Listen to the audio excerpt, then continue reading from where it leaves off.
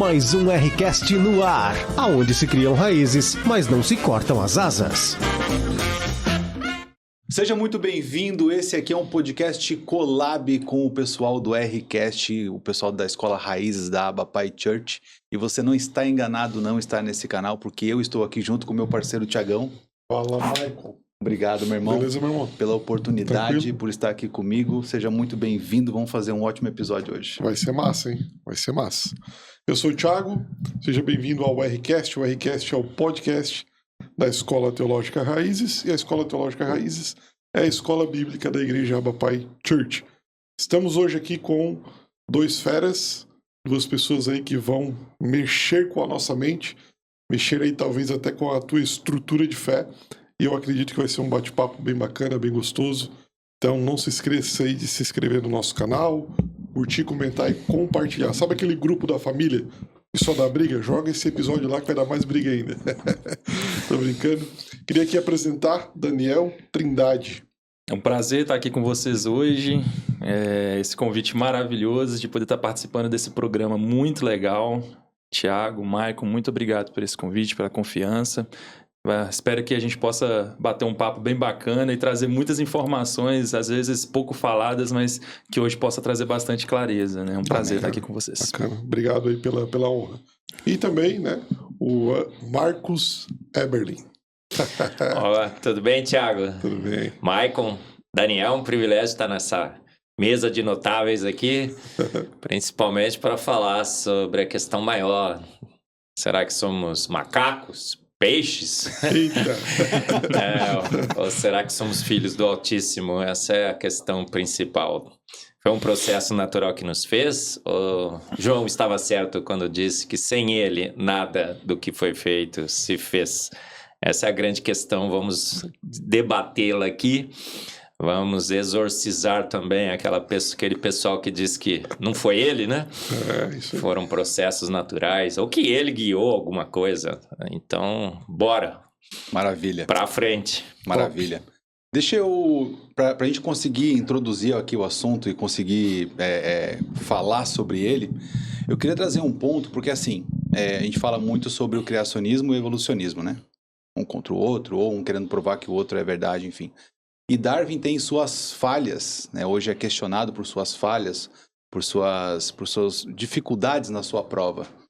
E vocês, Eberlin principalmente, como um defensor do criacionismo, um cara cristão, você enxerga em algum lugar, falando daquilo que a gente defende, do criacionismo, como um cristão, você enxerga em algum lugar ainda uma brecha, algo que precisa ser bem explicado sobre o criacionismo?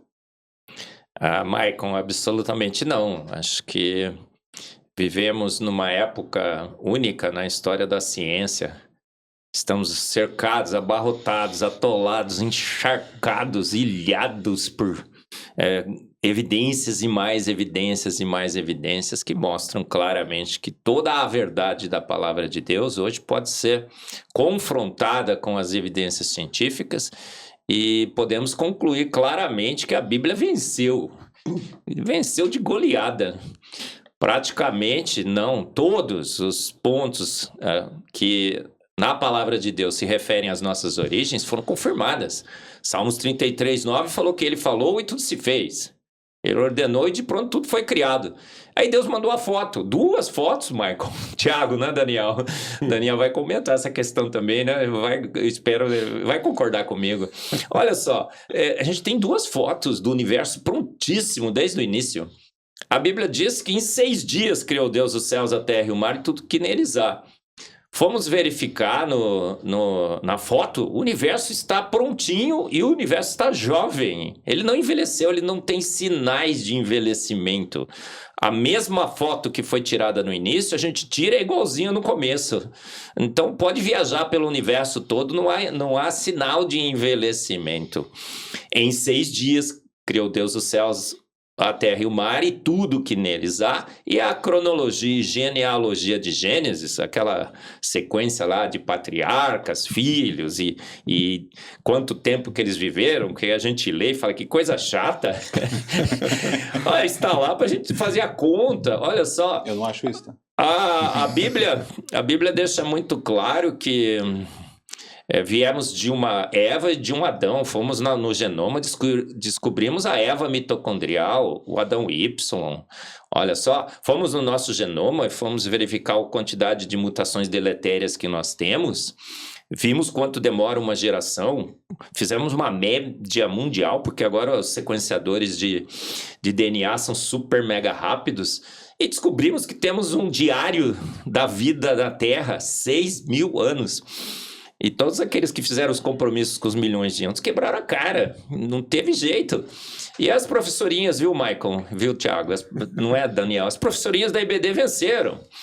Porque beberam da palavra de Deus, uma palavra literal de Gênesis 1:1, Apocalipse 22:21. E não há melhor momento na história da ciência, da humanidade, da gente defender a nossa fé. Por isso que eu vou com os 2 pés no peito. Enfrento quem for. E o pessoal corre de mim, o Sacani não quer debater mais comigo, certo? Porque fala que eu só cito a Bíblia. É lógico, se eu citar a Bíblia, ela é extremamente cáustica contra as teorias dele. E eu não cito a Bíblia e cito a ciência. Não tem como. A gente vive num momento incrível. Eu digo que é game over, gente. Game over. Vencemos. Quem venceu foi a palavra de Deus, Michael e Tiago. Ela é autoridade máxima, ela é inerrante, ela é clara, necessária, suficiente. E ela claramente sempre apresentou a verdade. A gente que ficou tentando fazer compromisso de homens, ficou tentando casar Deus com Darwin, Deus com o Big Bang.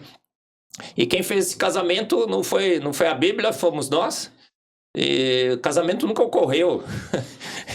E mesmo que se tivesse ocorrido, já o divórcio, já os dados nos forçam a divorciar com o Big Bang, a divorciar com a evolução. E é maravilha. É muito bom ser um cristão hoje, hein? Porque hoje nós podemos, com a palavra de Deus e com a ciência, com os dois, defender a nossa fé. Sabe que, por falar nessa questão de nós precisamos defender, e aí vem sempre um questionamento. Eu sou cristão, eu acredito no criacionismo, mas algumas pessoas que podem estar nos assistindo não sejam. E eu sempre penso nisso. Como é que a gente consegue atingir, como é que a gente consegue chegar a essas pessoas? E aí vem a questão, o Marcos é professor, então podemos falar sobre isso também. O Daniel é professor? Sim. Professor também. Então vamos lá. A instituição, o formato escola, professor, currículo, diploma, tudo isso foi criada pela igreja, lá no passado. E a gente tem uma luta muito grande hoje, talvez o Thiago possa concordar comigo, a gente tem uma luta muito grande hoje em precisar provar o criacionismo contra o evolucionismo. E eu vou chegar na pergunta, mas eu vou contar uma história muito rápida. O meu filho estuda numa igreja católica. Esses dias atrás, ele tem 6 anos, Thiago. Esses dias atrás ele foi fazer um trabalho da escola, uma excursão e tal, e levaram ele para ver a questão dos animais. E aí explicaram para ele que a baleia era um ser terrestre. E essa baleia depois, por lá necessidade, se adaptou e foi para o mar. Como é que eu tiro da cabeça desse guri hoje que a baleia não é terrestre, entendeu? Olha o meu problema lá em casa. E aí eu fico nessa, porque daí eu não quero também tirar a autoridade do professor. Então fica nessa. Então a grande questão é, a gente precisa tanto essa luta por provar, e por que as escolas ainda, eu lembro da minha época de escola, tem essa pegada tão grande do evolucionismo, sendo que está aí a Bíblia provando que há a criação de Deus. E eu estou falando de uma igreja, de uma escola católica, e eu posso apostar aqui, um dedo da minha mão, que existem escolas também evangélicas que também utilizam desses livros, dessa metodologia. Acabou de perder seu dedo. Eu não aposto meu dedo. Eu aposto. Perdeu o dedo. Por que isso, Marcos, Daniel? Olha, hoje a gente está vivendo numa época complicada, né? Eu costumo dizer assim que com cada avanço da tecnologia que a gente está tendo atualmente, a gente está enxergando mais longe no universo, compreendendo ainda melhor como ele funciona, e estamos enxergando também mais perto na vida. Então a gente está entendendo ainda melhor como que as células elas funcionam. E cada evidência que tem surgido, ela tem apontado para que o texto bíblico ele esteja certo desde o início. Isso tem sido um problema, por quê? Porque o que é ensinado nas escolas hoje não é o texto bíblico, por exemplo. Hoje nós temos isso que o seu filho ele está sendo ensinado. Quer dizer que a gente tem que se rebelar, revoltar e falar pro filho da gente, olha, nem sequer ouça isso e etc. eu costumo dizer que é bom que ele saiba para que ele tenha o conhecimento, para que ele possa, quando ele aprender de verdade, ele entender ciência e ele ver também o outro lado da moeda, que são outras teorias propostas, como o criacionismo, por exemplo, ele consiga argumentar em cima daquilo. Porque se ele conhecer, por exemplo, só a evolução, ele só vai conhecer de evolução, ele não consegue ter a compreensão do criacionismo também. Mas se ele conhece só o criacionismo, ele não consegue falar sobre evolução. E se ele for fazer um Enem, por exemplo, o Enem ele não vai falar assim, questões do criacionismo, ele vai falar sobre evolução. Então, de um jeito ou de outro, ele vai ter que aprender sobre aquilo, né? Certo?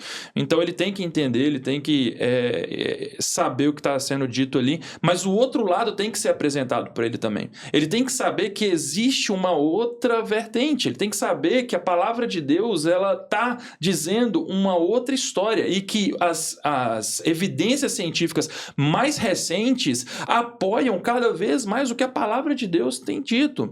Então, por exemplo, existem muitos problemas que nós temos dentro da teoria da evolução, dentro da teoria do Big Bang, que eles utilizam, inclusive, contra os criacionistas. Falam, não, mas o criacionismo fala que então Deus ele vai criar ali através de forças que não são compreendidas. Sim, vai falar, certo? Mas o Big Bang também diz isso. O Big Bang ele tem um certo período ali, que é os milissegundos antes de acontecer a grande explosão que é narrada, que eles falam que são forças físicas desconhecidas, eles não compreendem o que estava acontecendo ali. Não se sabia como a física funcionava naquele momento. Ou seja, o início deles também é milagroso. É um início que não se tem explicação científica para aquilo. Eles falam que eram flutuações quânticas. O que são flutuações quânticas? Como se explica flutuações quânticas? Certo?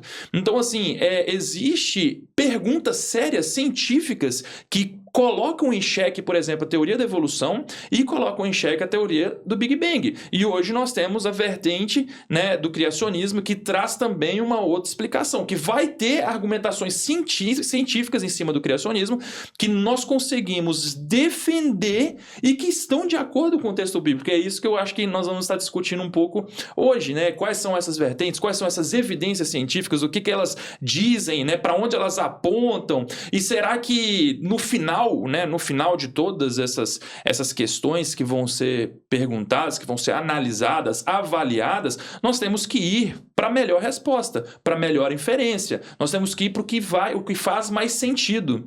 E hoje o que está acontecendo não é isso. Hoje o que está acontecendo é que o criacionismo nem sequer tem uma abertura muito grande para poder ser debatida dentro da parte da universidade, etc. Claro, existem exceções, existem pontos que sim dá para entrar, dá, mas não é levado tanto a sério. Então, quando você tem realmente um debate, esse debate muitas vezes ele acaba não indo para frente, como por exemplo o próprio professor Marcos, né, que debate tanto em podcasts, tem um grande divulgador científico que é o Sacani, já não senta mais na mesa com ele, né? Porque fala que traz Bíblia, mas em vários momentos que o Marcos estava debatendo, teve momentos que ele não trouxe Bíblia, ele trouxe argumentações científicas. Então, assim, ele se fechou por quê? Porque realmente, sejamos francos, não pegou tão bem. Não pegou tão bem pro lado deles, porque o público deles criticou eles por sentarem na mesa com cientistas cristãos. Agora, por exemplo, se o Marcos, por exemplo, fosse um evoteísta, que é uma das pautas, né? Aquela pauta que vai dizer que nós somos cristãos, teístas, mas nós acreditamos na evolução, como Darwin disse, porém aquelas mutações não foram aleatórias, como Darwin disse. Aquilo ali foi guiado por Deus ele foi guiando. Se um cara desse, por exemplo, tem esse pensamento, esses caras sentam, esses caras aceitam essa ideia. Mas se você vai para um texto bíblico criacionista mais direto do que a Bíblia mesmo tem narrado, sem quebrar o texto bíblico, porque essas ideias, por exemplo, fazem com que você tenha que quebrar o Gênesis, né? Tem que quebrar alguns textos bíblicos, eles já não consideram, eles já não se sentam a mais à mesa, né? Então, existe um grande dilema, um grande problema, assim, nessa questão, que tem que ser quebrada, né? E os filhos, eles têm que aprender que existe uma outra o lado da moeda. Posso comentar? Pode. Esse assunto é maravilhoso. O Michael e eu vão ficar bem quietinhos, você vai falar o máximo. Michael, eu disse que você perderia seu dedo, porque parece que você deixou assim, podem existir, talvez algumas, quase todas, Michael. As escolas confessionais, inclusive cristãs. O que aconteceu em 1859 com o darwinismo? e depois com o modelo cosmológico padrão, a física tentando explicar o universo. A própria igreja se convenceu que a evolução é verdadeira, que o Big Bang é verdadeiro e que a gente tinha perdido. Nos recuamos, estamos todos entrincheirados nas nossas igrejas e para tentar salvar a Bíblia, o que fizemos? Deus guiou a evolução, Deus guiou o Big Bang. Vamos ficar de boa com ele, sabe? Ô, Eberlin, só para o pessoal se situar, esses seriam os evoteístas. Evoteístas, que agora estão falando que são criacionistas evolucionários, Thiago. Tá. Uhum. Eu digo que era pesticida, agora virou defensivo agrícola. Ficou bem melhor, né? Criacionismo evolucionário, criacionista evolucionário. Muito bom, cara. Gente, para com esse negócio. Tá tentando amenizar o mal, né? Nos convencemos de que a evolução tinha vencido, que a ciência tinha vencido, e que nos restava o triste consolo de colocar Deus lá. E colocamos. E aí as escolas confessionais no mundo todo, Michael. Meu filho estuda numa escola confessional. Outro dia ele chegou, pai, a professora lá falou que a Terra tem milhões de anos. E eu levantei a mão, falei, menino corajoso, né, Nick? E falei, professora, não tem não, tem 6.000. Meu pai fala nas palestras dele. Aí a professora virou assim, eu conheço as palestras do seu pai. Cara, e ela conhece, ela não falou, é um colégio confessional. Por que pelo menos, como o Daniel falou, ela não chegou assim para os alunos e falou, olha, tem uma vertente que acha que tem milhões e tem outra vertente que acha que tem 6.000. Não, ela apresentou os milhões mesmo. Apresentar as duas, né? Por quê? Porque nós mesmos nos convencemos. Outro dia eu estava em São Paulo, eu recebi um convite, lendo a Bíblia com Charles Darwin. Era o título do evento. Lendo a Bíblia com Charles Darwin. Eu sentei já numa sala de EBD e vi uma aula, 5 aulas assistindo. Eram 10, eu aguentei 5 só. Na sexta eu falei, não vou, porque eu vou cortar a cabeça dele fora, né, com a minha espada. Eu sou Pedro, né? Pedro que tentou cortar a cabeça do rapaz, não tentou? Do soldado. Ele errou e pegou a orelha. Deu um pouco menos de trabalho para Jesus, né? Jesus só teve que colocar a orelha, porque senão teria que colocar a cabeça de novo no lugar. E ele estava falando assim que, olha só, eu encontrei na evolução o mecanismo que Deus usou para criar a vida. Ele disse, na minha frente, um professor de biologia de uma grande universidade brasileira, que eu fui também dela. Então, você já sabe mais ou menos quem é. Eu não vou dizer o nome dele aqui, certo? Mas ele na minha frente, com 200 alunos, 250, numa EBD, teve a coragem de falar assim, gente, todo mundo que é cristão aí vai acompanhar essa... Olha, encontrei na evolução o mecanismo que Deus usou para criar a vida. Ele fez a primeira versão do homem e não gostou. Então ele extinguiu, por isso que tem tantos hominídeos no registro fóssil. E ele foi fazendo, também não gostou, extinguiu, foi fazendo, extinguiu, foi fazendo, mas foi melhorando. Você pode ver no registro fóssil que os hominídeos estão melhorando. Até que ele chegou no homem. Aí ele gostou e soprou nele o fôlego da vida. Opa, não foi o fôlego da vida. Ele falou que foi o imago Dei. O fôlego que transformou aquele ser na sua imagem e semelhança, porque vivo ele já estava. Pensa bem o nível de corrupção que a gente chegou da criação de Deus quando a gente fez esse compromisso, um compromisso espúrio. Eu digo que é compromisso com as trevas. Péssima ciência com péssima filosofia, com péssima teologia. Isso alastrou por todos os cantos e todos os lugares. Nossas escolas confessionais não são confessionais mais. O seu filho aprendeu lá que a baleia era um mamífero de jeito nenhum. A gente sabe muito bem, né, que o órgão reprodutor da baleia macho, ele foi internalizado e tem todo um sistema de refrigeração que jamais a evolução poderia fazer. É um sonho delirante de uma noite de verão se achar que uma baleia um dia foi um mamífero terrestre.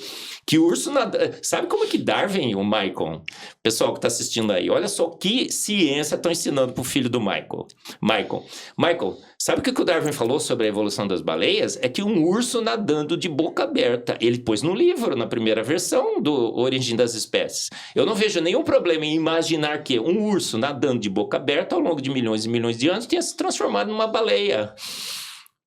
Então, esse é o nível de ciência que a gente começou a incorporar na nossa fé, nas nossas escolas confessionais. Mas não contavam com a nossa astúcia, né, Daniel? Minha, do Daniel, de todo mundo do design inteligente.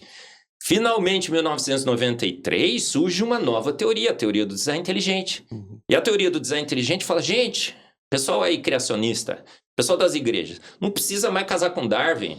Esquece esse compromisso espúrio que nós fizemos com Darwin. Esquece que a Bíblia perdeu. Esquece que a gente precisa adaptar Darwin na Bíblia. Esquece que a gente tem que pegar o Ion do Gênesis, que é nitidamente um dia de 24 horas, não tem como você interpretar diferente, e falar que é eras para ficar de boa com uns milhões de anos. Esquece que a gente vai ter que dizer que quando haja luz é o fim da idade das trevas, do Big Bang, sabe? Vamos contar a boa e velha história das nossas professorinhas da IBD de novo, porque uma grande teoria científica defendida por grandes cientistas ao redor do mundo, maravilhosos cientistas, tem 2 nessa mesa aqui, Michael Behe, Stephen Myers, grandes cientistas hoje no mundo estão conosco. Nós temos o James Tour, um dos maiores cientistas. O César Lattes, perguntaram para ele, você crê no Big Bang? Ele falou, não, eu creio na Bíblia. César Lattes era criacionista raiz. Então nós temos uma teoria que arrasou com o Darwin, arrasou com o Big Bang. A gente tem as fotos do James Webb que mostram claramente que o modelo cosmológico padrão fez água, não sobrou pedra sobre pedra, pó sobre pó, não sobrou um aspecto do modelo cosmológico do padrão em pé, caiu tudo. E que essa teoria diz que o universo foi feito pronto, o universo é jovem, a Terra é jovem, a vida na Terra é jovem, como a boa e velha história das nossas professorinhas da IBD sempre nos contaram. O que está acontecendo agora, Tiago e Michael? Surgem escolas verdadeiramente confessionais no mundo e no Brasil. Essas escolas verdadeiramente confessionais, que eu tenho participado, tenho dado aulas magnas nas suas inaugurações, estão bombando. Minha filha mora em Houston, nos Estados Unidos, tem uma lá lotada de gente, o pessoal está tirando das escolas públicas americanas, pensa, e colocando, e que são nitidamente, reconhecidamente boas escolas, e colocando nas escolas confessionais. Falei, filha, é barato? Não, pai, caríssimas. Botei meus 3 filhos lá. E aqui no Brasil tem escolas surgindo. Homeschooling. Por que o homeschooling cresce tanto? Verdade. Porque o homeschooling cristão é raiz. Eu não vejo no homeschooling ninguém defendendo a evolução. Eu não vejo ninguém defendendo o Big Bang. Tudo cristão raiz. Eu acabei de fazer uma live com o pessoal do homeschooling. Tinha 270 famílias conectadas. Eu olhava assim, tinha 5, 6 filhos por cada família, porque todo o pessoal do homeschooling, então, raiz, tem um monte de filho, crescer e multiplicar, encher a terra. Então o cara ele não tem problema se ele vai caber 2 ou 3 num carro. Ele não leva para a escola, ele ensina em casa. Porque você sabe, né, que 2, 3 é a limitação por causa do tamanho do carro, não cabe num carro. E ele não vai gastar mais, menos. Ele tem os filhos em casa, gasta um pouco mais, mas não é aquele absurdo. Então o homeschooling cresce no mundo inteiro e o pessoal é raiz no homeschooling e estamos crescendo, gente. A gente acabou com essa história. As escolas verdadeiramente confessionais estão bombando e as pseudos confessionais estão minguando. O pessoal percebe. Outro dia eu fui numa escola aí, eu não vou dizer qual é, o pai chegou para mim e falou, professor, vai entrar com processo contra ela. Eu falei, por quê? Porque está escrito aqui que é confessional, mas os professores estavam ensinando que baleia era urso que nadou de boca aberta. Eu falei, é claro, entra com o processo mesmo, você tem todo o direito, porque a escola prometeu ser confessional e não é. Mas esse compromisso está sendo vencido, viu, Maicon e Tiago? A gente está vencendo, o design inteligente cresce no mundo inteiro. Cresce tanto que organizações seculares estão botando gente aqui para propagar o evolucionismo teísta. Fazendo cursos, seminários em igrejas, lançando livros, para tentar combater o design inteligente. Mas não dá, a verdade não se tapa com a peneira. A verdade não se tapa com a peneira, é luz. Obviamente, tem gente que tem amor pelas trevas. Não é falta de luz, o cara vai se esconder nas trevas. Mas quem gosta de luz está encontrando luz no design inteligente. Esse compromisso que a igreja fez, infelizmente, está sendo abandonado e estamos voltando àquela boa e velha história. Conta-me a velha história de Cristo e seu grande amor. Conta do seu sofrimento. Conta, Michael, como é que começa a Bíblia? No princípio criou Deus os céus e a terra. A Bíblia começa apresentando Deus, nem tenta nos convencer que ele existe, mas ela já começa apresentando Deus como Criador. dos céus e da terra. E da vida na terra, porque Jesus perguntado falou assim, não tendes lido que desde o início eu os fiz homem e mulher? Jesus falando sobre Gênesis. Então a Bíblia começa apresentando Deus como Criador dos céus e da terra.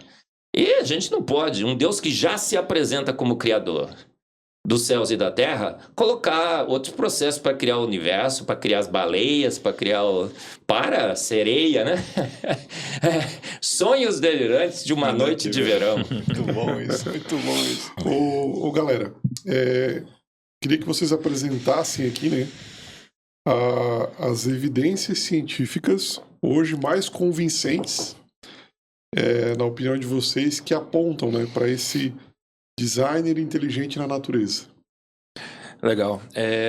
Daniel tem evidências sensacionais, assim, é bem didática, sabe? Daniel, eu gosto das palestras do Daniel, porque ele mostra as borboletas, mostra os pássaros, e coisa que a gente fica indesculpável com a palestra do Daniel. Assim, é algo sensacional.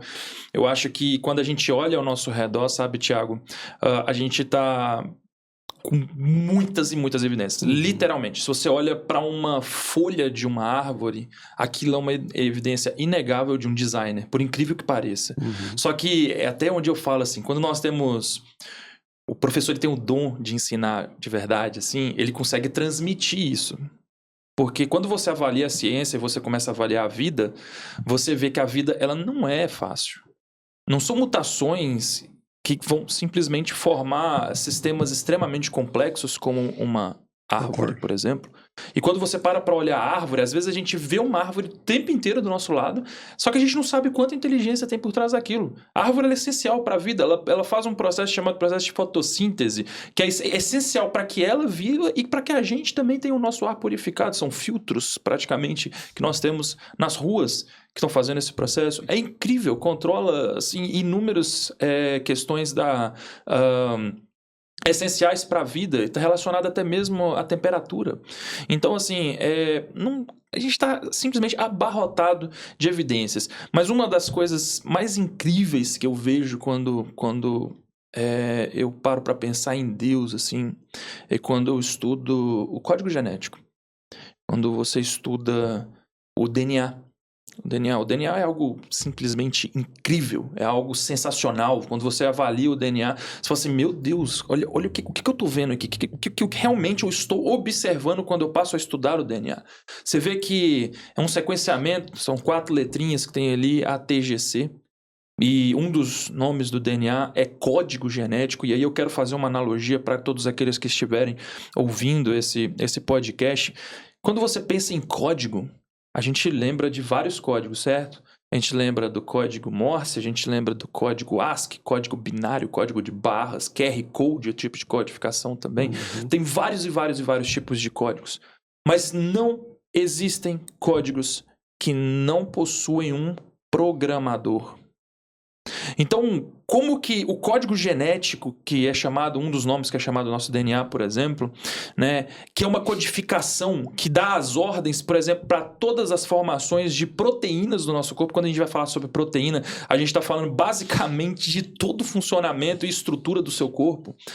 Essenciais. E exatamente esse sequenciamento de 4 letrinhas que é o manual de instrução que dá as ordens para fazer a montagem de cada tipo de proteína. E quando eu falo cada tipo de proteína, é que cada uma delas vai ter uma função específica. E elas têm que ser funcionais ainda, é algo incrível. Então, quando a gente vê esse tipo de codificação contida no interior das nossas células, como que a gente vai virar e falar, não, todos os códigos conhecidos pela humanidade precisam de um programador, mas o meu código genético é o mais complexo de todos, é mais complexo que um código computacional, por exemplo. Não, esse aqui veio de processos aleatórios não guiados, lentos e sucessivos, acéfalos. Não tem como isso. Não tem como, é um manual de instrução, ele dá as ordens, o seu corpo reconhece as ordens de cada uma daquele sequenciamento, daquelas letrinhas. para poder fazer todo o seu corpo funcionar. E quando você para ver, eu além de professor, eu também sou empresário, eu trabalho na indústria, e eu lido com máquinas industriais. E quando a gente está falando de máquinas industriais, e você vai ver o processo, por exemplo, de precisão para a produção de proteínas, por exemplo, é 99,99999% de acerto, sem margens de erro. Sabe, fala em duas linguagens. É como se você passasse a instrução e mandasse essa instrução do português, você passasse para chinês, ele vai ler em chinês, depois ele traduz para português de novo, para depois... É algo incrível. Então, assim, a gente tem evidências contidas em vários locais. Eu tenho palestras sobre pássaros, igual o Marcos citou aqui. Você vai ver os pássaros possuem mini pulmões ligados aos pulmões, chamados sacos aéreos, por exemplo, que são saquinhos de ar que ele tem. Dependendo da espécie de pássaro, vai ter cerca de 9, 10 tipos desses ligados ao sistema respiratório dele, onde a respiração do pássaro é diferente da do ser humano. O pássaro, ele meio que está injetando oxigênio até quando ele está soprando o ar para fora, vamos dizer assim. E eles voam em altas altitudes. Tem pássaros que estão voando em locais onde o ar é mais rarefeito, ou seja, tem menos concentração de oxigênio. E quando a gente tem menos concentração de oxigênio, a gente se cansa muito rápido. Então, por exemplo, você tem aqueles escaladores, né, fazem caminhadas nas montanhas, eles se cansam. Às vezes eles têm que usar tanques de oxigênio, dependendo da altura. Você tem times de futebol que vão jogar em outros países, que a cidade é muito alta, e o time rival que está visitando lá... Libertadores. Isso, por exemplo, se ele não vai para lá para poder passar pelo menos 1 semana e 2 semanas de adaptação, eles perdem o jogo por cansaço. E aí o pássaro, ele tem esses sacos aéreos ali que estão injetando oxigênio enquanto ele está voando. Isso é um exemplo claro, por exemplo, do pilar do design inteligente, que o autor foi o Marcos, que é anteevidência. Isso é anteevidência. Qual que é a anteevidência? Você prever um problema e você gerar a solução desse problema antes que o problema aconteça. Isso é um grande problema, por exemplo, para a evolução, porque a evolução não tem tempo de ter essas previsões. Se o problema acontece, a vida é extinta. Não tem como. E se pudesse prever, eles estariam dando sustentação para a tese do design inteligente. Isso, mas então assim, o Marcos Eberlin, ele tem um livro, até aconselho a todos para poder pesquisarem esse livro ele, na loja Covalpress, né, Marcos? Na Covalpress, acessem aí, tem anteevidência, acessem. Esse livro é sensacional. E vocês conseguem ver, por exemplo, através dos sacos aéreos, é um problema que foi antevisto e foi resolvido esse problema. Isso não só faz com que eles tenham mais injeção de oxigênio no sistema deles, como também faz com que eles tenham até mesmo um voo com maior eficiência, porque eles estão se enchendo de ar por dentro. Olha que incrível. Quando você pensa isso, você fala, cara, não tem como eu estaria sendo um hipócrita se eu virasse, olhasse para esse sistema e falasse assim, não, isso aqui foram processos aleatórios. Até porque mutações causam problemas. Mutações são, quando você pega essas 4 letrinhas, você vai ver mutação, é quebra da informação. Ou você quebra aquelas letrinhas e tem alguma falha no seu sistema, ou você tem uma reorganização, você não tem surgimento de novas informações, te dando novas características e mantendo as anteriores. Então essas são coisas que a gente tem que avaliar para entender exatamente os conceitos do que é uma evolução, do que não é, quais são os problemas, porque dentro das escolas eles não falam os problemas da evolução, por exemplo, eles não falam os problemas do Big Bang, eles só falam assim, ó, existe uma teoria que ela diz isso e aquilo, e existe outra teoria que diz isso e aquilo, mas eles não falam os problemas. Eles não falam quais são os grandes critérios que hoje tem dentro da ciência que não conseguem ser respondidos. E aí os nossos jovens, eles crescem acreditando nisso, mas eles não aprendem, por exemplo, a questão de que existem problemas seríssimos atacando essas teorias. E aí por isso que a gente fala que quando nós vamos por caminhos como o evoteísmo, a gente não tem só problemas teológicos, porque nós somos cristãos e tudo mais, podemos falar, não, existem problemas teológicos sérios aqui. Ou seja, você está quebrando... Os evoteístas, eles não acreditam em Gênesis. Entendam isso. Eles não acreditam em Gênesis de forma literal. Eles acreditam em Gênesis como uma poesia. É isso que eles acreditam. Então isso é um problema teológico gigantesco, porque aí você não está falando que não houve queda do homem, então para que Jesus vem lá na frente? Você está falando que Deus, ele criou basicamente a vida através da morte, por tentativa e erro. Versões evoteístas, por exemplo, falam que Deus, ele deixou a matéria aqui no nosso planeta e foi embora. E um dia ele voltou para ver, vou ver como é que está esse planeta aí. E quando ele voltou para cá, ele viu que existiam já populações. E aí ele chegou, olhou para essas populações, legal, tem populações aqui, aí selecionou uns casais ali, né, dessas populações, que eles chamam, inclusive os evoteístas chamam de homodivinos, e falou que esse aqui é nosso Adão, esse aqui é nossa Eva e tudo mais, e começou toda essa história. Eles creem, por exemplo, que Gênesis só vai entrar na literalidade após Abraão.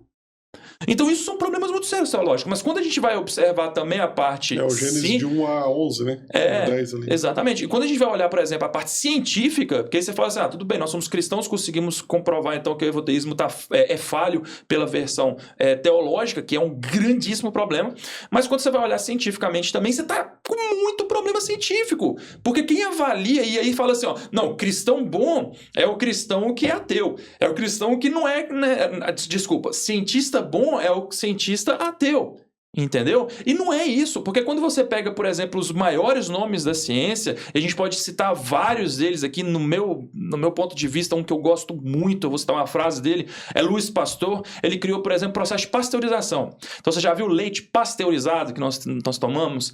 Esse processo de pasteurização, ele que criou, né? Então ele foi o pai da microbiologia também, ele foi um grande químico. Ele fala o seguinte, pouca ciência nos afasta de Deus. Muita ciência nos aproxima de Deus. O que ele quer dizer através dessa frase? Ele basicamente está falando assim, se a gente for para dentro do laboratório, para dentro de uma sala de aula, e tudo que nos falarmos, nós balançarmos a cabeça e dizermos amém, não questionarmos nada, realmente a gente vai ter um ponto de vista que pode nos afastar de Deus. Mas se você avalia a ciência, você vai atrás... Não, calma aí. Deixa eu ver como é que funciona a síntese proteica, que é para você produzir uma proteína funcional. Deixa eu entender como isso funciona.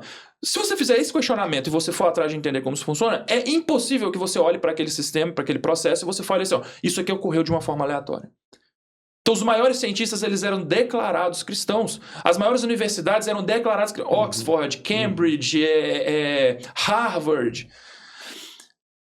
Então, assim, ganhadores de prêmio Nobel entre os anos 1900 a 2000, são 65%, se não me engano, deles são cristãos. Aí você fala, em segundo lugar, então vai vir lá os ateus?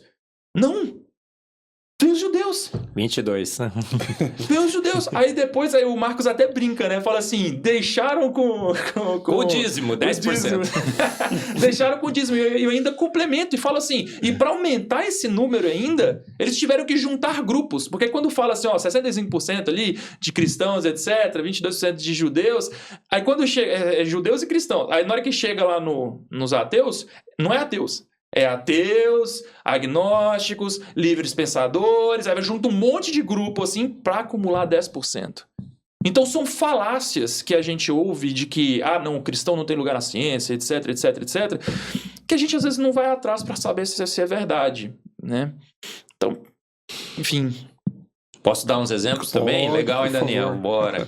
Olha, eu achei que o Daniel ia falar mais sobre os pássaros e tal. Ele entrou no DNA, Cara, que é a minha área, olha só. Legal, mas legal. Então vou entrar na área do Daniel. Olha, o Daniel fala, por exemplo, nas palestras dele sobre os peixes que tem as bexigas natatórias. Gente, o peixe tem uma boia dentro dele.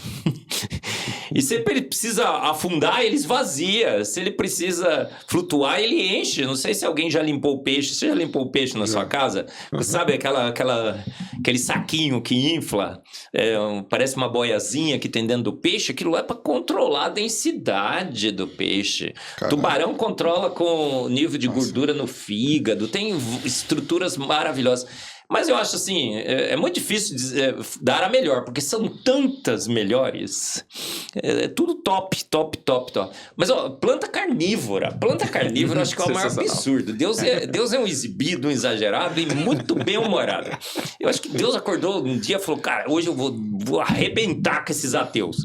Vou criar uma planta carnívora. E com os vegetarianos, né? E com os é o desespero dos vegetarianos, né? Você tem uma planta carnívora. Cara, a planta come inseto. E o pior, se você cortar a armadilha, a planta simplesmente, Michael, ela simplesmente sobrevive.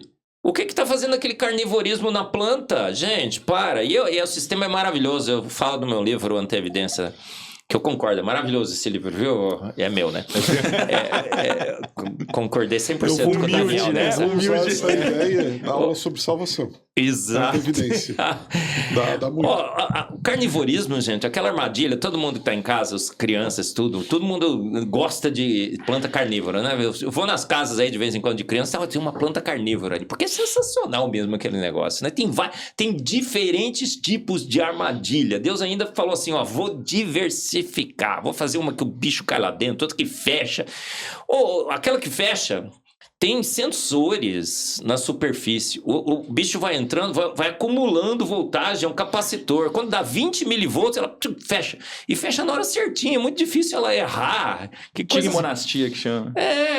Cara, para com esse negócio. Né? Venom fly em inglês, né? Que ela chama. Aí o peixe do Procurando Nemo. Aquele peixe, sabe? Que tem uma lanterninha. O peixe habita as profundezas do mar, super escuro. Quando ele quer caçar, tem uma lanterninha, uma luz de LED na frente da boca. E a luz acende certinho na frente da boca. E ele abre a boca e claf, pega a sua presa. Eu fiquei imaginando se Darwin desse aquele peixe, aquela lâmpada, né? O peixe não estava caçando muito bem, chega para Darwin, no consultório de Darwin, fala assim, Darwin, tô aqui nas profundezas do mar, essa escuridão terrível. O que eu faço, Darwin? Darwin falou assim para ele, né, pessoal em casa. Veja só a racionalidade do darwinismo e da evolução darwiniana. O peixe chega para Darwin, né, Maicon, Tiago, Daniel, todos que nos veem e nos ouvem. O peixe chega para Darwin e fala, Darwin, preciso de alguma coisa para pescar, não estou conseguindo ver minha presa lá no fundo do oceano, eu não consigo subir, estou preso lá. Darwin fala, fica em paz. Meu irmão, fique em paz que eu lhe abençoarei com uma graça. Só que a graça de Darwin não é assim aquele milagre que a gente pede para Deus e muitas vezes acontece rapidinho, né? Às vezes a gente acha que ele demora um pouco, mas também não demora milhões e milhões de anos. Aí Darwin fala assim, lenta, gradual e sucessivamente, peixinho, ao longo de milhões e milhões e milhões de anos, se desenvolverá em você uma lampadinha de LED, bioluminescência, aquela coisa sensacional, é bioluminescência, bactérias presas lá que por luminescência produzem aquela luz. E vai aparecer uma lanterninha em você. Aí o peixe fica esperando por milhões e milhões de anos. Como é que ele sobrevive cego, né? Porque ele não está enxergando no escuro. De repente começa a nascer algum sistema que parece com uma lampadinha. E ele vai ligar e liga. É o efeito click-nhack. Conhece, Michael? Conhece, Thiago? O efeito click-nhack? O bicho liga. E a lanterninha, pior que liga mesmo, sabe? Só que a evolução, como ela não tem propósito, ela não tem direção, ela é acéfala. Despropositada. A céfala, portanto, burra, não é? A evolução é burra, gente. A evolução darwiniana é burra. Ela não tem um mínimo de inteligência, ela não pode ter, porque se ela tiver, não é evolução darwiniana. Por isso que não dá para Deus colocar Deus para guiar a evolução, porque ela não tem inteligência. Aí, acende a lâmpada. Mas a lâmpada nasceu aonde? Veja, você tem N possibilidades no espaço tridimensional. Nasceu nas costas do peixe, tá? O peixe liga, ué, tô vendo que iluminou, mas não tô vendo aqui na frente. Parece que tá um pouco mais claro, nas costas. O predador vem, nhaque. O peixe tá extinto. No outro dia ele tá lá no Procon, né? Ele não vai mais consultar com Darwin. Ele chega no Procon e fala, olha, eu quero pôr uma queixa aqui.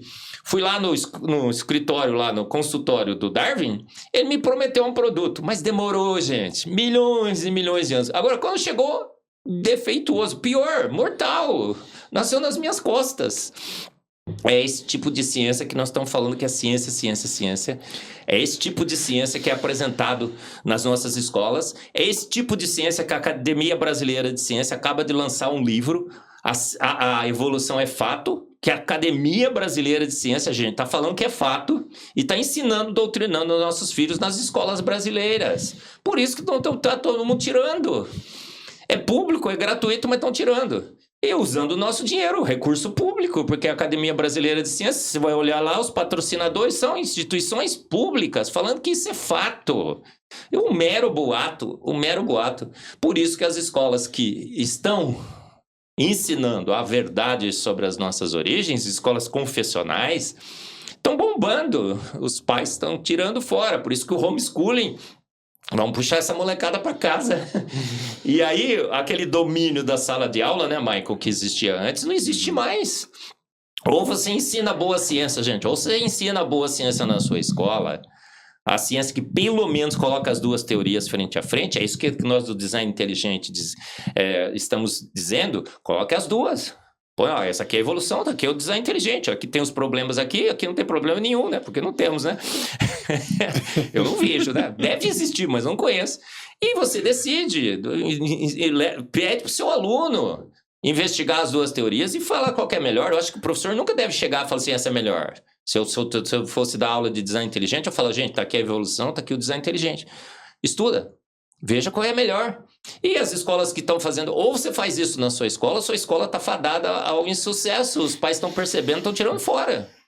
Então, as escolas que estão realmente ensinando boa teologia, boa ciência e boa teologia, porque a gente não tem como fugir das implicações filosóficas e teológicas, estão bombando o mundo inteiro.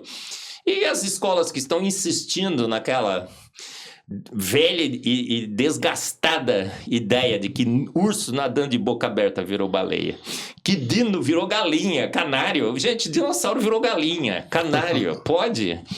O nada, por flutuações quânticas, formou o universo. Flutuações quânticas têm que agir no vácuo quântico. Outro dia, é figura pública, eu posso citar o nome. Porque outro dia eu reclamei que estavam falando mal de mim, eu falei, você é figura pública, podem falar mal de você.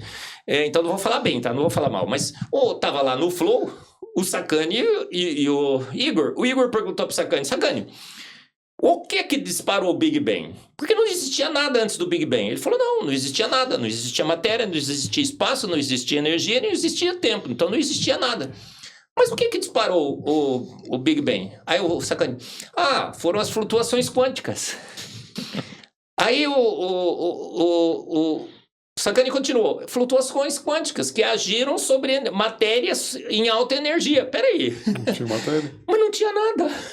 Ele mesmo disse que não tinha nada, e não deveria ter nada mesmo, mas quando confrontado para dar uma resposta, o que agiu no nada, ele falou de flutuações quânticas que precisam de um vácuo quântico totalmente irracional. Ele mesmo se contradisse, né? Alta refutação de si mesmo. Não foi, Sacani? Você fez a alta refutação de si mesmo. Você mesmo se refutou, nem eu preciso falar mais nada. Fiquei quieto, só estou comentando assim. É esse tipo de ciência que a gente está anunciando como ciência, como fato. Uma ciência totalmente... O nada, os próprios filósofos gregos já se sentaram e disseram o nada cria, o nada faz, o nada é um nada absoluto. Como que a gente pode apelar para o nada e tirar o grande autor de todas as coisas? Os gregos já tinham logos, né? O logos. O Aristóteles disse, a primeira causa não causada, o motor imóvel. Tomás de Aquino, com as suas 5 vias, falou, gente, não temos como fugir. A primeira causa não causada criou todas as coisas. Temos que admitir que um ser imaterial, porque ele não pode ser matéria, senão ele estaria sujeito à segunda lei da termodinâmica. Um ser atemporal, porque está fora do tempo. Um ser todo-poderoso criou todas as coisas. Ele nem precisa ser bom, tá? Porque outro dia o ateu falou assim, mas Deus não é perfeitamente bom. Eu falei, da onde que você tirou essa ideia que ele precisaria ser? Ele mas ele não precisaria ser, tá? Ele só pode... São 3 características. Imaterial, ele tem que ser imaterial, atemporal e todo-poderoso. O resto ele pode ser, se ele quiser ser. Deus é bom porque ele quer ser bom. Em todo o tempo. Deus é bom o tempo todo, né? Olha lá. O tempo todo Deus é bom. O tempo todo Deus é bom. É a bondade de Deus, mas ele não precisaria ser bom, tá? O cara fala assim, olha, tem mal no mundo, então Deus não existe. Não, essa maldade, na realidade, não é um atributo, bondade suprema, muda.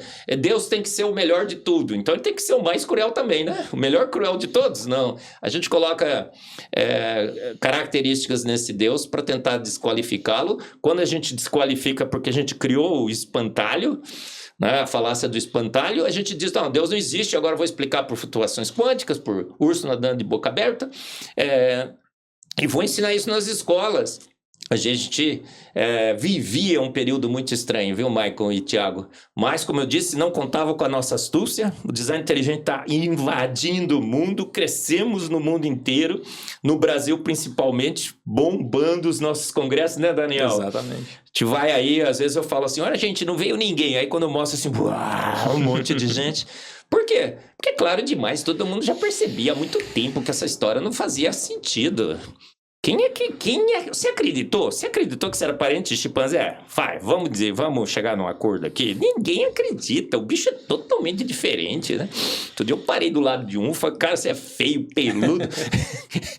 Bonitinho na realidade, né? Feio, arrumadinho, peludo, carne enrugada, esses pés aí é pra agarrar em árvore, não é pra andar. Que a gente é ameba evoluída, que uma nuvem gasosa em expansão criou esse universo maravilhoso, cheio de estrelas, cheio de galáxias, tudo organizadinho em galáxias, o sistema solar é sobrenatural. Tem um problema na física que é o problema dos 3 corpos. Você não consegue estabilizar 3 corpos por gravidade. A não ser que você arrume uma situação extremamente finamente ajustada. O sistema solar tem o Sol e quantos planetas? 8, 9, dependendo se você conta Plutão ou não. Funciona bonitinho. Por que ele é planar? Porque é só no plano mesmo que esse negócio vai funcionar. Evidências e mais evidências que um grande Deus, como João sempre falou, no princípio era o Verbo, o Verbo estava com Deus e o Verbo era Deus. Verbo, a palavra. Pô, o cara tá procurando o mecanismo. O mecanismo é a palavra de Deus. É a palavra. E todas as coisas foram feitas por ele, pela palavra, e sem ele nada do que foi feito se fez. Ele falou e tudo se fez. Muito bom. Só uma breve contribuição aqui, rapidamente. Existe uma evidência que eu estava pensando ali enquanto o Marcos ele falava, que me chama muita atenção. Essa, de verdade, assim, é uma das coisas mais incríveis que eu estudei assim, nos últimos tempos, que é o mimetismo, só que na parte das plantas. E por que eu falo que isso é algo incrível? Porque, assim, o mimetismo, o que é o mimetismo? Nós temos famílias de plantas que elas imitam alguns seres vivos. Então, por exemplo, você tem flores que no centro da flor, elas imitam, por exemplo, abelhas. Você tem algumas que imitam moscas. Você tem... Elas imitam esses insetos para quê? Para que elas fazem essa imitação dos insetos? Para que outros insetos daquela mesma espécie possam ir e pousar lá. Para que depois que elas pousem, o pólen da flor fique preso nas patinhas, ele vai e leve então para a reprodução. Isso é uma metodologia de reprodução. Agora sim, quando você vai ver essas flores, e eu até aconselho o pessoal de casa a poder pesquisar na internet mimetismo nas flores, eles vão ficar impressionados, porque é incrível o tanto de variedade que nós temos. É uma réplica como se fosse perfeita de uma abelha, por exemplo. É como se fosse uma réplica perfeita de uma mosca. E aí eu pergunto para vocês, planta tem olho? Para conseguir saber como que é uma abelha em questão de cores, em questão de formato e tudo mais, uma mosca, por exemplo? Não tem. Não tem. Então como que se explica, por exemplo, esse sistema? E aí tem algumas plantas, por exemplo, que elas imitam até mesmo serpentes, para que ela seja uma ameaça, para que a folha não seja comida, por exemplo. Então, assim, como o que justifica por uma evolução burra, vamos dizer assim, que ela saiba o formato de uma abelha, por exemplo? E essa planta, então, ela cria aquela flor exatamente numa imitação de uma abelha, numa imitação de uma mosca, são espécies diferentes, por exemplo, para atrair, então, e aumentar a reprodução. Então, são coisas assim que a gente vê na vida que a gente fala, olha, é inegável olhar para isso. Para eu poder falar que aquilo é um processo evolutivo, a evolução ela é cega, ela é burra, ela não pensa. A planta, ela também é cega. Como que isso é explicado? Não se explica. A gente sabe que existe um projeto, um propósito, né? Um grande designer, um criador falou, eu vou fazer esse mecanismo funcionar dessa forma. Essa planta ela vai ter as informações para poder produzir, quando ela ficar adulta e ela se abrir, ela vai ter ali, então ela vai imitar uma abelhinha, porque quando as abelhas vierem, passarem por aqui, elas vão ver, vão falar, opa, tô indo por ali, vai pousar ali, na hora que pousar vai ver que não é uma abelha de verdade, mas na hora que ela levantar voo, ela já vai estar com os pólens todas nas patinhas para poder levar para poder pousar em outro local onde vai fazer a reprodução ali daquelas flores, né? Então, assim, são sistemas extremamente lindos e que quando você para observar, não tem como explicar por um processo evolutivo. Algo intencional, que fantástico É algo isso, cara. intencional. Sim. Daniel, tem uma É mosca. um designer inteligente por trás. Tem uma mosca que nas asas transparentes temos tatuagens de formigas. Você conhece essa, cara? Agora, o que eu acho mais espetacular é que... Porque quando ela mexe, o predador acha que ela está cercada de formigas. Mas é espetacular que a gente aprende na biologia que formiga tem 6 patinhas, né? E aranhas tem 8. Acho que é isso, né, gente? 6 e 8. Aí eu nunca lembro, inclusive, né? Eu confundo, né? Eu acho que uma mente é razoavelmente melhor do que a burrice toda da evolução, né? Porque ela é burra. Concordo. Aí você vai olhar nas patinhas das formigas, tem 6 patinhas. Pô, ele podia ter posto 4. Você acha que o predador vai conferir o número de patinhas? Você acha que o predador vai conferir o número de patinhas? Não, tá o número certinho de patinhas nas formigas tatuadas nas asas transparentes de uma mosca. Aí sim, tem 2 hipóteses? Concordo que tem. Uma hipótese, um ser todo-poderoso, onisciente, onipresente, onipotente, exibido e exagerado, e muito bem-humorado, colocou aquela tatuagem lá para a mosca sobreviver aos predadores. Outro, um processo lento, gradual e sucessivo ao longo de bilhões e bilhões de anos, foi criando imagens até que surgisse aquela imagem com as patinhas com 6 com a formiga com 6 patinhas. Concordo, são 2 hipóteses. Agora, você me julgue aí do seu lado, eu vou julgar aqui do meu lado. Qual é a melhor? Estupidamente melhor é a hipótese de que foi um ser inteligente que fez isso. Que processos naturais não guiados jamais acertariam nesse nível de qualidade, de especialização. Inclusive, tomou cuidado para pôr 6 patinhas na formiga. Não pôs nem 4, nem 8. Esgotam os recursos probabilísticos do universo. O limite probabilístico de Borel, que é 1 em 10 elevado a 50, explodiu 500 milhões de vezes. Os recursos probabilísticos do universo. Você dar ao universo toda a chance possível ao longo dos seus supostos 13,8 bilhões de anos, todo o universo conspirando para que as patinhas sejam 6, nunca será 6. Fique esperando, você pode apostar nisso aí, né? Você vai perder o seu dedo, você vai perder a mão inteira, você vai perder tudo. Jamais colocaria 1 centavo nessa aposta. E tem gente colocando a sua vida nessa aposta. Sim. Não é só o dedo, né? Tá colocando a vida inteira. Tá apostando na evolução, o destino final da sua alma. Você tá apostando na evolução, o destino final da sua alma. Não aposte, não. Bom, deixa eu levar para um lado aqui do que vocês falaram. Vocês falaram bastante coisa bacana. E mimetismo eu vou estudar, cara. Achei bacana demais isso aí. Muito legal. Achei bacana demais isso aí. Muito legal. Aproveitar que a gente está com o teólogo Tiagão aqui também. Misericórdia.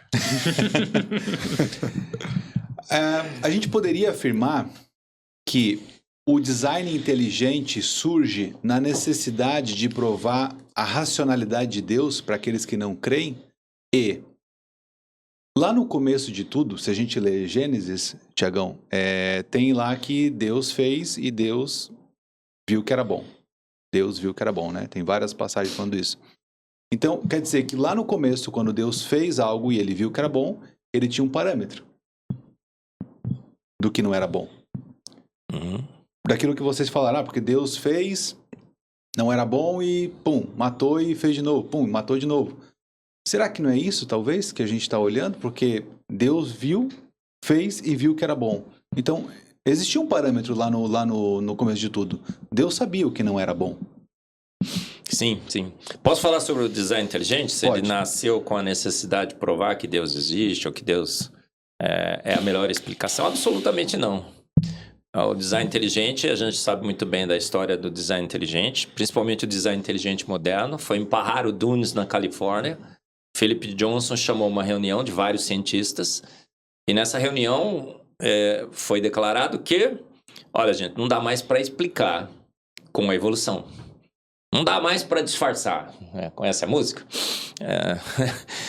Pare de tentar dissimular e disfarçar, né? O que não dá mais para ocultar, que isso aqui faliu. Faliu, a evolução faliu. Aí o pessoal falou assim, cientistas das mais diferentes posições filosóficas e teológicas. Pájaro Dunes, na Califórnia, a gente conta no meu livro, todo mundo no Design Inteligente sabe. Fizemos, inclusive, recentemente uma reunião nos Estados Unidos comemorando os 20 anos de Pájaro Dunes, 1993. Aí o que aconteceu? O pessoal falou assim, bom, se não dá mais para explicar pelo darwinismo, temos que ter uma outra teoria. E alguém lembrou, olha, desde Anaxágoras, um filósofo grego, há o design inteligente. Que um ser de inteligência máxima criou todas as coisas. Anaxágoras não classificava sequer esse ser como Deus bíblico. Ele falava que era uma inteligência que permeava o universo. Aí todo mundo falou, rapaz, precisamos voltar a essa ideia do design inteligente. Só pode ter sido um ser inteligente. E aí os cientistas se reuniram e falaram, vamos propagar a teoria do design inteligente. Então o design inteligente não nasceu para provar Deus. O design inteligente nasceu para corrigir um desvio da ciência, para colocar a ciência de volta no seu bom e velho caminho. Nós somos, como cientistas, chamados a dar uma explicação sobre a origem do universo da vida. Se a ciência não explicar a origem do universo da vida, ele vai explicar o quê? É a grande questão que nós, como cientistas, estamos aí para responder. A gente falou, gente, vamos consertar a ciência com o design inteligente.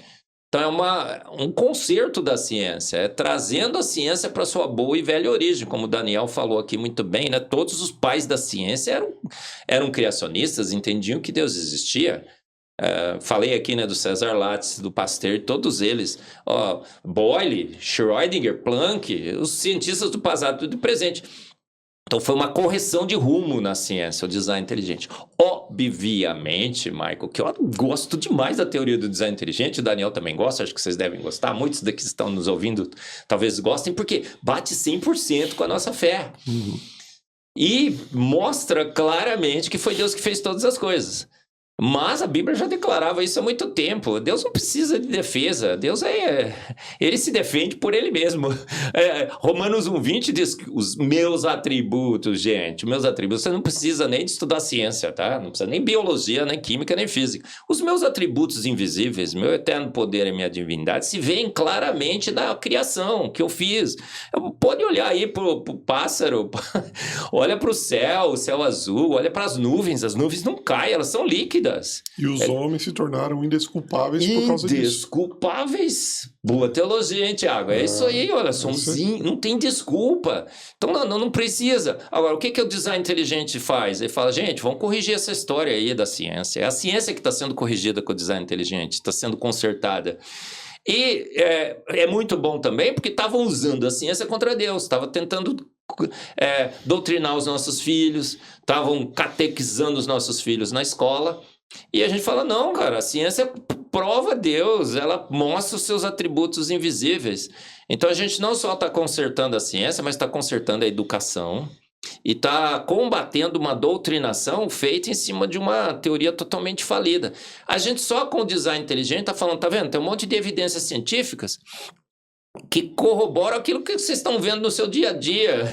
Porque hoje a gente vê, todo mundo vê design em tudo. Mas o Dawkins escreveu o seguinte, teve um biólogo ganhador de prêmio Nobel que falou isso. O biólogo tem que manter constantemente em sua mente que aquilo que ele observa não é fruto de design inteligente, mas é fruto da evolução. Estávamos fazendo uma lavagem cerebral. A gente estava vendo design. É design? É design? Não, mas é evolução. O Dawkins disse assim, apenas aparenta ser design, mas é evolução. É como a casa estiver pegando fogo, parece que está pegando fogo. Mas não, tá normal. Eu digo que eu prefiro a ciência do povo. A filosofia do povo. A filosofia do povo diz que onde há fumaça... Há fogo. Há fogo. Gente, a gente tá... É uma fumaça densa, é uma fogueira santa de evidências. E a gente tá falando, não tá pegando fogo, não, isso é evolução. Então, estamos consertando a ciência, estamos consertando a educação, estamos combatendo uma doutrinação. como consequências. Ela não veio para defender Deus, ela veio para corrigir a ciência e, como consequência, a gente está corrigindo um monte de erro que essa má ciência estava nos induzindo a fazer. E está chegando na igreja corrigindo o erro da igreja. Os pastores que estão me ouvindo sabem muito bem. Nós nos rendemos ao darwinismo, nós nos rendemos ao big bangismo, nós corrompemos a palavra de Deus, transformamos Gênesis em alegoria, poesia, que não tem nada de poesia lá, a estrutura é poética, mas é só fato, 99,8% das construções dos verbos, das palavras no hebraico são usadas em hebraico para narrativas históricas de fatos, não são usados para... A única poesia lá é Adão fazendo uma poesia para Eva, quando ele ganha aquela coisa linda, maravilhosa, que deve ter sido Eva de Deus, ele agradece com uma poesia, né? Faz aquela velha e boa estratégia, né? Já vou fazer uma poesia para Eva aqui, né? E só. Então, olha, está corrigindo também um desvio da igreja. E essa poesia dele revela a literalidade, né? Carne da minha carne. Carne da minha carne. Osso dos meus ossos. Olha, assim, eu vejo assim, ó, toda a Bíblia, mesmo nas partes poéticas, e até Apocalipse tem um fundo de verdade. Porque a Bíblia diz, a própria Bíblia diz, Tiago, me corrija se eu estiver errado teologicamente, porque eu não sou teólogo, sou cientista, mas de teólogo e louco todo mundo tem um pouco, né? Olha só, eu acho que a minha teologia é perfeita, sabe por quê? Porque é minha, sabe? Eu vejo todas, pego o que é bom, né? A Bíblia dá, retenho o que é bom. Olha só, o que eu ia falar? Sobre... Agora... Gênesis? Acho que era Gênesis. Eu ia pegar alguma coisa da Bíblia pra defender. Eu falei da poesia, carne da minha carne. Sobre as poesias da Bíblia. Isso. Vejo que temos ali, mesmo os eventos poéticos, mesmo as partes que são poesia, são verdadeiras. Por quê? Toda a Escritura foi inspirada por Deus. E ela é útil para o ensino. O ensino.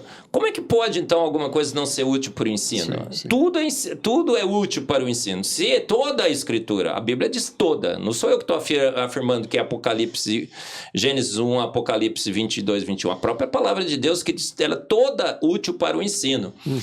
Então, mesmo nas partes poéticas, o pessoal fala, Salmos é poético. Pô, Salmos é poéticos, mas poeticamente ele apresenta verdades. Revela a verdade. Revela verdades, porque ele falou e tudo se fez. Ele soprou o universo com o sopro de sua boca. O que é? Uma figura de linguagem para dizendo, ele falou e aconteceu. Como Jesus chegou para Lázaro e falou, Lázaro, sai para fora. A palavra tem poder, poeticamente, mas há uma verdade absurda ali, científica inclusive, que Deus age através da sua palavra. Jesus, quando estava... A mulher que vertia sangue encostou nele, ele falou o quê, Tiago? Senti que de mim saiu poder. Que poder foi aquele? Ele usou eletromagnetismo, gravidade ou força forte do núcleo, porque são as únicas forças que a gente conhece que tem poder na Terra. Ele não usou nenhuma delas. Ele não usou. Não dá para curar uma mulher que verte sangue com gravidade, nem com eletromagnetismo e nem com força forte do núcleo. Ele usou as virtudes que a Bíblia deixa muito claro que ele tem, são forças que a gente não conhece e que ele usa para fazer os seus milagres. Milagre não é magia. Milagre é a intervenção de Deus com forças que a gente desconhece. Ele age por essas forças. A gente desconhece, então a gente chama de milagre. Mas, quando ele fala, ele libera essas forças. Olha só, eu quero descobrir que força é essa. Quando estiver lá no céu, eu vou para o senhor, que força é essa que o senhor usa? Olha só, interessante, não é? Muito massa. Sobre a teoria do design inteligente, ela tentar explicar Deus, ela não entra nesse aspecto, tá? Assim, o design inteligente, ele é uma teoria científica. Aí a gente tem aquela velha discussão, né? O pessoal que é contra essa teoria fala, não, é uma pseudociência. Não, é uma ciência. Por quê? Porque ela utiliza da metodologia científica para poder fazer a detecção de inteligência. Então, a TDI, ela vai estudar todas as coisas de uma forma científica, utilizando metodologia científica, e o final dela, ou seja, vamos dizer assim, o resumo dela, depois que você estudar aquele sistema, por exemplo, você chega numa conclusão se aquilo é melhor explicado por um processo aleatório, ele pode ser mesmo explicado por um processo aleatório, como, por exemplo, a evolução, forças naturais, etc., ou se aquilo você detecta uma inteligência por trás. Ou seja, que é necessário que uma mente inteligente tenha projetado aquilo com propósito. E assim ela fala que a vida ela é melhor explicada através de um projeto, um propósito de uma mente inteligente que teve intenção de fazer toda a vida. Por que ela para aí de falar, né? Nesse momento ela chega só até aí? Ela não fala assim, por exemplo, é o Deus cristão. Ela não faz essa afirmação dentro da TDI. Porque a gente não consegue, por exemplo, pegar um pedaço de Deus e colocar num microscópio, por exemplo. Eu consigo pegar toda a obra da criação dele. E aí essa parte, então, depois, assim, quem é o designer, isso vai para a filosofia e a teologia, né? Nós temos a grande maioria, claro, né, dos TDIstas, eles têm uma visão do cristianismo, né, nas mais diversas, mas não se limita só ao cristianismo, por exemplo. Mas essa é uma área que a gente deixa em aberto, por exemplo, eu e o Marcos, desculpa, a gente tem uma visão igual referente a todos esses assuntos que nós estamos abordando, e já abordando também, colocando a nossa visão de quem é o designer, porque nós achamos, mas a TDI ela não vai nesse processo a mais, entendeu? Porque senão aí sim eles podem ter uma argumentação de como que você fala que o designer é X, sendo que você não consegue estudar, né, isso dentro de um laboratório. Mas aí entra essas implicações próprias de cada um, certo? Por isso que a gente chama os teólogos e os filósofos nos nossos congressos, viu, Thiago? E Michael, chamamos. A gente estava lá outro dia com o Iago Martins, Daniel Lopes, Ângela Valadão, Ageu Magalhães, Bispo Rodovalho, Rodrigo Mocelin, só o design inteligente que consegue colocar todos esses teólogos juntos, viu? Rodrigo Silva. Olha só, quem mais? Esqueci alguém? Aí tem outros também, né? Rodolfo, pastor, etc. Chamamos e falamos, jogamos essa questão para os teólogos e os filósofos. A ciência não tem mecanismo, não dá para colocar Deus no microscópio. E como o Daniel muito bem colocou, sabemos que foi um ser inteligente. A gente tem algumas das suas características, inclusive. Quem seria? Aí eles começam a discutir. Agora, quem ganha? Quem ganha? De goleada. Exatamente. É o Deus bíblico? Exatamente. Óbvio que é. Alemanha versus Brasil, né? Não é 7-1, é 7-0, 70 vezes 7 vezes 7 vezes 7, infinitos 7-0. E aí, por isso, mata a cobra e mostra o pau. E a cobra morta também. E aí, por que a gente é tão odiado? O Maicon e Thiago, todos que nos ouvem. Por que o design inteligente é tão odiado? Primeiro, porque ele combou a ciência, jogando a ciência como a ciência deve ser jogada, só sei que nada sei, com os desiderata todos da ciência, os pressupostos da ciência, a gente chega à conclusão que foi uma mente inteligente.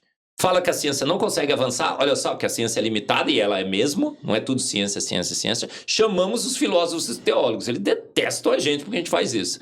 Porque para cientista, teólogo e filósofo é um ser inferior, não é?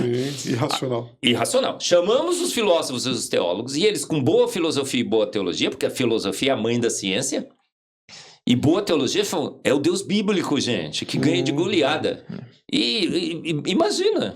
E aí chamamos também os evolucionistas teístas e falamos, vocês fizeram um compromisso com as trevas. Vocês erraram, vocês fizeram um compromisso com o Big Bang, com a evolução. Pensa bem como que a gente apanha, gente. A gente apanha de tudo quanto é lado. Mas a gente apanha porque a Bíblia diz que no mundo tereis aflições, mas tendo de bom ânimo. Mas tenha bom ânimo. Quando somos fracos, aí que somos fortes. Por isso que a gente é forte mesmo, sabe? Cada vez nos fortalecemos mais, porque os ataques vêm de todos os lados. O Marcos é herege, o Daniel é herege, o pessoal do design inteligente é herege. A gente vai entrar aí em grupos cristãos, inclusive, não vai lá no design inteligente, porque eles são radicais. Eles não... Outro dia alguém me chegou e falou assim, professor, se o senhor defendesse o Big Bang, pelo menos o Big Bang, o senhor seria até mais aceito, né, pela comunidade. Eu não tô querendo ser aceito, gente. Não tô querendo defender nada para ser menos ou mais aceito.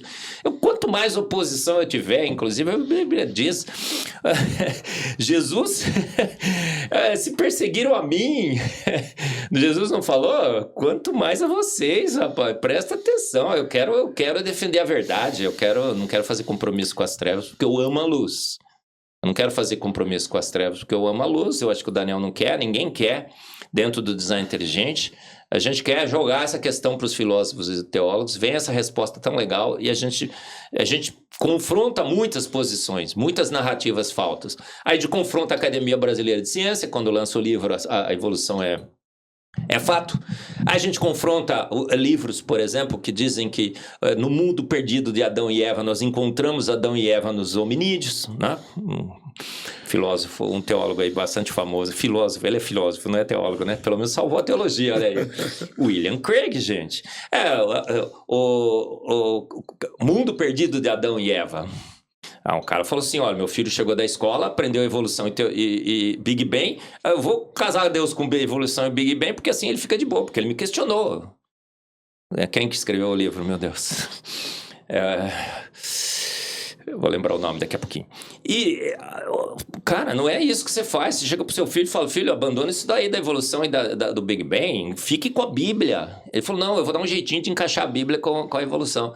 Então, por isso que a gente é tão odiado, porque a gente confronta a mentira, as narrativas, os compromissos, e a gente quer estar mais do lado da verdade possível. Nos nossos congressos, a gente fala, gente, a gente está falando a coisa certa. A boa ciência está confirmando o que a gente fala. Pessoal, cara, cada vez mais, não é, Daniel?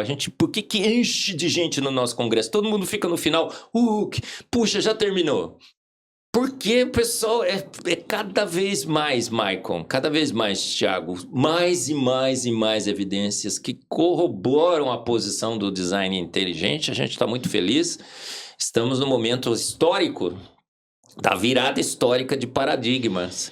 Se desviou do nosso bom caminho com Darwin, com o Big Bang, mas a ciência volta para o seu bom e velho caminho. A ciência tem Deus como seu autor e consumador. Deus criou a ciência. As principais universidades do mundo foram criadas por homens e mulheres que criam em Deus. Harvard, Yale, Princeton, né? Aqui no Brasil, a melhor universidade brasileira é a Universidade Presbiteriana Mackenzie. Chefe, me dá um aumento aí, hein? Unievangélica, UNASP, universidades foram criadas por homens que criam em Deus. E a gente está se livrando daquele compromisso espúrio que fizemos com as trevas, dentro e fora da igreja, e a boa ciência cada vez mais anda junto com a boa teologia. Você crê na palavra de Deus? Eu não creio. Você crê em Deus? Eu não creio. Eu tenho certeza absoluta que Deus existe. Eu tenho certeza absoluta que a palavra de Deus é digna de toda confiança, porque ela nunca perdeu um embate com a ciência. Grandes verdades científicas. Eu tenho um podcast, tem lá 200 podcasts. Rede 316, no Spotify, pode procurar. Cada um desses podcasts eu falo de uma verdade científica da Bíblia que foi corroborado pela ciência. Como é que eu posso crer na Bíblia? Eu não creio, eu tenho certeza que ela é digna de toda confiança. Eu posso crer que Jesus vai voltar, tá? Mas não tenho direito, mas nem de... Jesus ressuscitou, eu creio que Jesus ressuscitou, é um fato histórico. Os seus discípulos morreram mortes terríveis, sabendo que o cara que prometeu a eternidade morreu. Vocês vão viver eternamente, eu vou ressuscitar. O cara não ressuscita, você descobre o quê? Que ele era um farsário. Mas mesmo assim você continua dizendo que ele ressuscitou e morre uma morte de cruz. Não faz sentido. Outro dia no debate com o ateu, ele falou assim, porque a fé, o cara crê que vai ser recompensado no paraíso, né? Mas não tem recompensa. Qual é a recompensa que alguém creria ter num homem que diz que ressuscitaria e não ressuscitou, porque ele sabia, porque era uma mentira, né? Você supunha que seja uma mentira. E ele continua dizendo que ressuscitou sim e morre, de cabeça para baixo, não como Pedro provavelmente foi crucificado. Uhum. Todos, com exceção de João, né? João, Deus preservou, mas é impossível. Então, do ponto de vista racional, lógico, Jesus ressuscitou. Eu tenho que concluir, eu não posso crer. Eu tenho que concluir que Jesus ressuscitou, que ele era o Cristo, porque ele fazia os seus milagres, fala assim, para que creiam.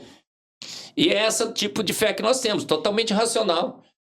Os elementos de fé que a gente hoje, que sobrou para a gente, qual seria? Nem a Jerusalém Celestial, Michael. Tiago, por que eu sei que a Jerusalém Celestial existe? Todas as cidades citadas na Bíblia, muitas delas foram questionadas pela história. Essas cidades nunca existiram. Davi não era um personagem real, ele nunca foi rei. Tá não em foi? arqueologia já, né? Aí o que foi? Dado após dado, espectro após espectro, descoberta após descoberta, todas as cidades citadas pela Bíblia foram confirmadas pela história.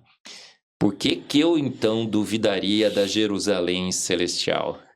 Vamos andar em ruas de ouro com o nosso Mestre Jesus. Jerusalém, Jerusalém, eu vou andar em ruas de ouro com o meu Mestre Jesus. Amém. Certo? Certo eu estou dessa grande verdade. Espero que você esteja certo Amém. também. Amém. Amém? Amém. Amém. Como ao alvo. Caminhando pro final já, né? Tem mais alguma coisa aí? Eu tenho mais Eu uma só aqui. queria, Mas pode seguir. antes de encerrarmos, queria que você falasse um pouquinho sobre os dinossauros. Maravilha.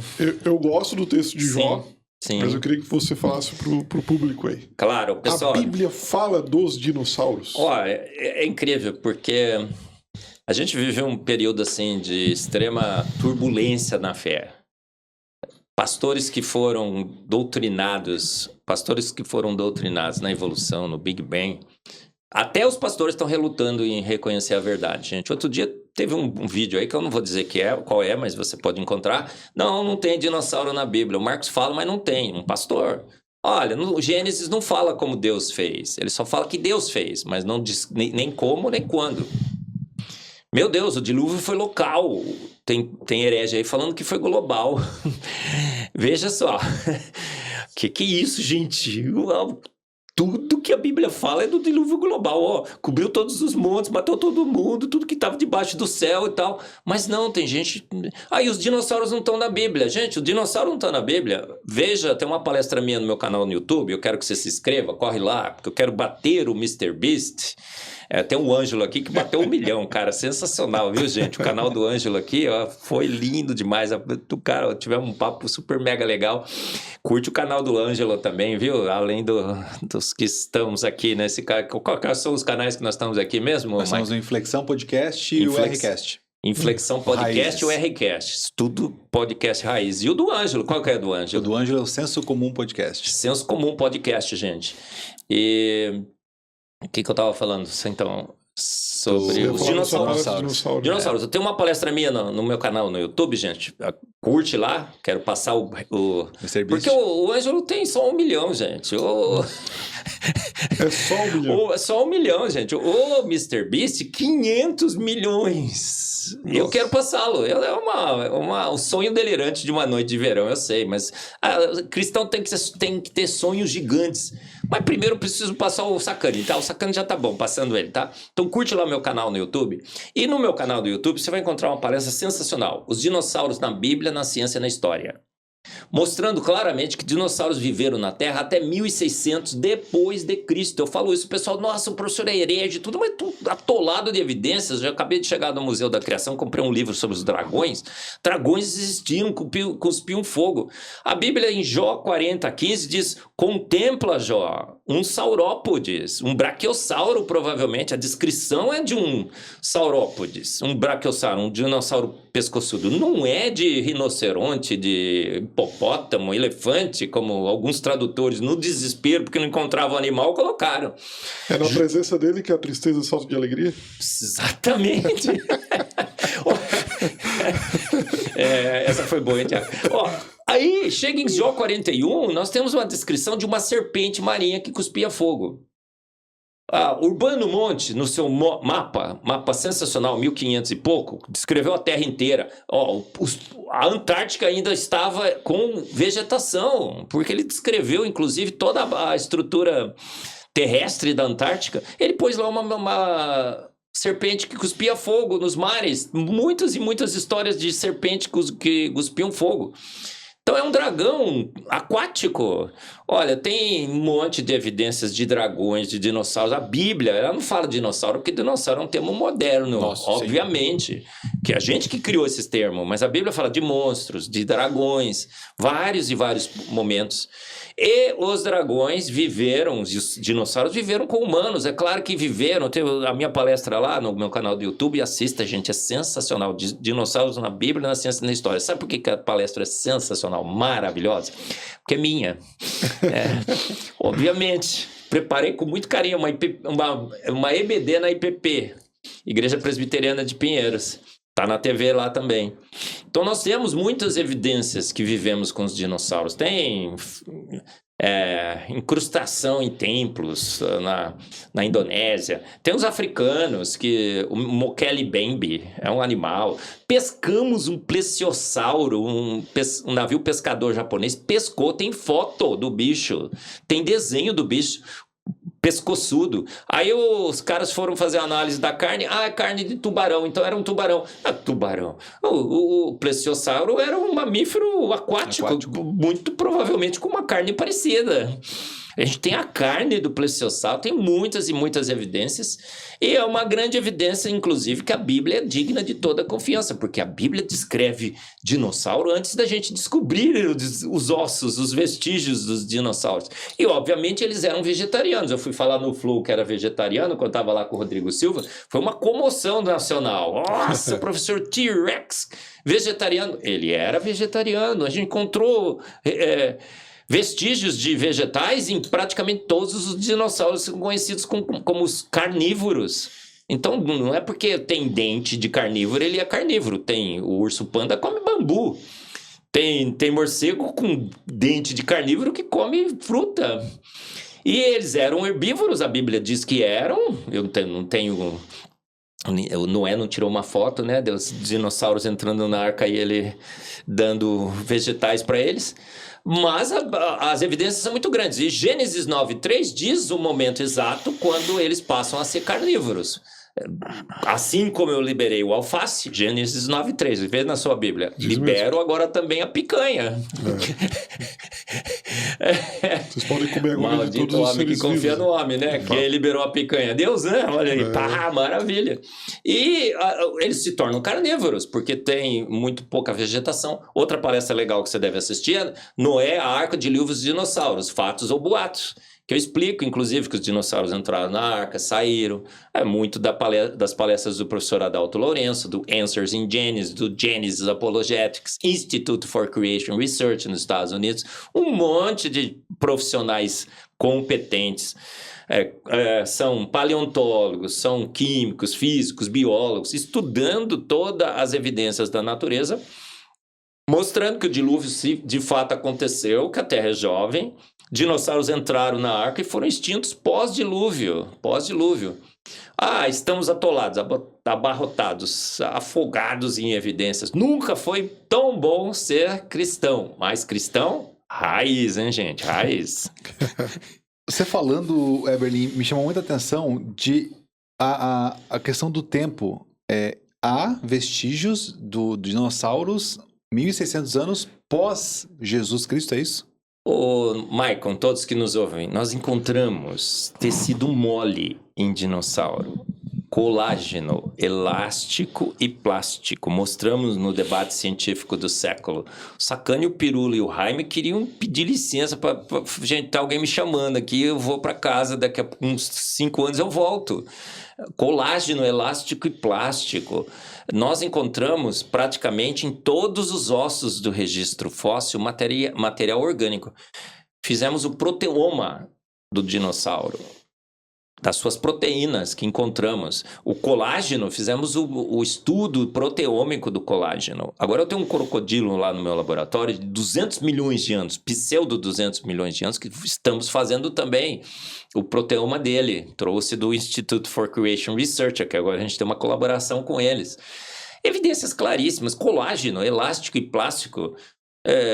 Os dinossauros teriam sido extintos há 60 milhões de anos. Fomos lá no osso, tem colágeno, elástico e plástico. Impossível. Toda mulher sabe que 30, 40 anos ela já começa a se preocupar com o colágeno, que as rugas começam a aparecer. 60 milhões de anos conservado. A gente foi lá, as proteínas estão intactas, os peptídeos estão intactos. Prova evidente de que é fresco aquele material. Tanto que a gente até brinca, né? A gente lançou agora um produto na Sociedade Brasileira do Design Inteligente, que se você quiser adquirir, é o colágeno T-Rex. Te mantém jovem por 60 milhões de anos.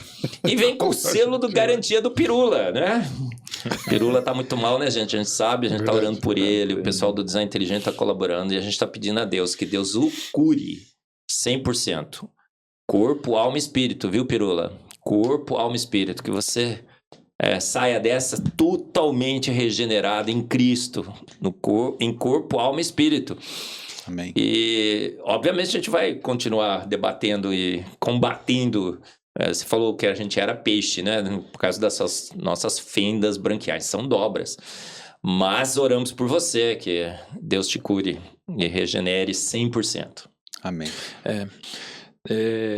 A matéria orgânica, né? Ela costuma ser a primeira a ser degradada, sabe, Michael? Então, por isso que achar, por exemplo, o tecido mole, né? E o colágeno e etc. preservado, não faz o menor sentido. Não faz o menor sentido, porque normalmente são as primeiras coisas a serem destruídas, degradadas. Então, isso é uma grande evidência de que realmente essas datações elas estão de uma certa forma equivocadas, porque não tem nenhum processo natural que pudesse fazer com que elas ficassem preservadas tantos milhões de anos como é apresentado, entende? Isso aí vai abrir, claro, várias outras margens, como os problemas de datação, e a gente vai entrar, né, dos radioisótopos carbono 14 e tudo mais. Inclusive a cientista que foi a primeira que abriu esse leque, né, achou ali o primeiro tecido mole, etc. Foi onde tudo começou, que é a Mary Schwartz. Ela tentou justificar essa preservação por uma reação chamada reação de Fenton, que quando a gente vai avaliar essa reação, acho que qualquer químico que conheça de fato o que é a reação Fenton entende que ela é uma reação oxidativa e que não vai justificar a preservação, por exemplo, desse material. Então ela teve que, de certa forma, colocar essa reação para o artigo dela ser aceito pela revista que ela estava tentando publicar, porque ela não estava conseguindo publicar o artigo. Eles falaram que ela podia ter os dados que ela tivesse dentro do laboratório dela que não seria aceito, porque aquilo não tinha não tinha base com o que a ciência pregava até então, e aí ela teve que passar a ter uma justificativa para dar de preservar aquele material.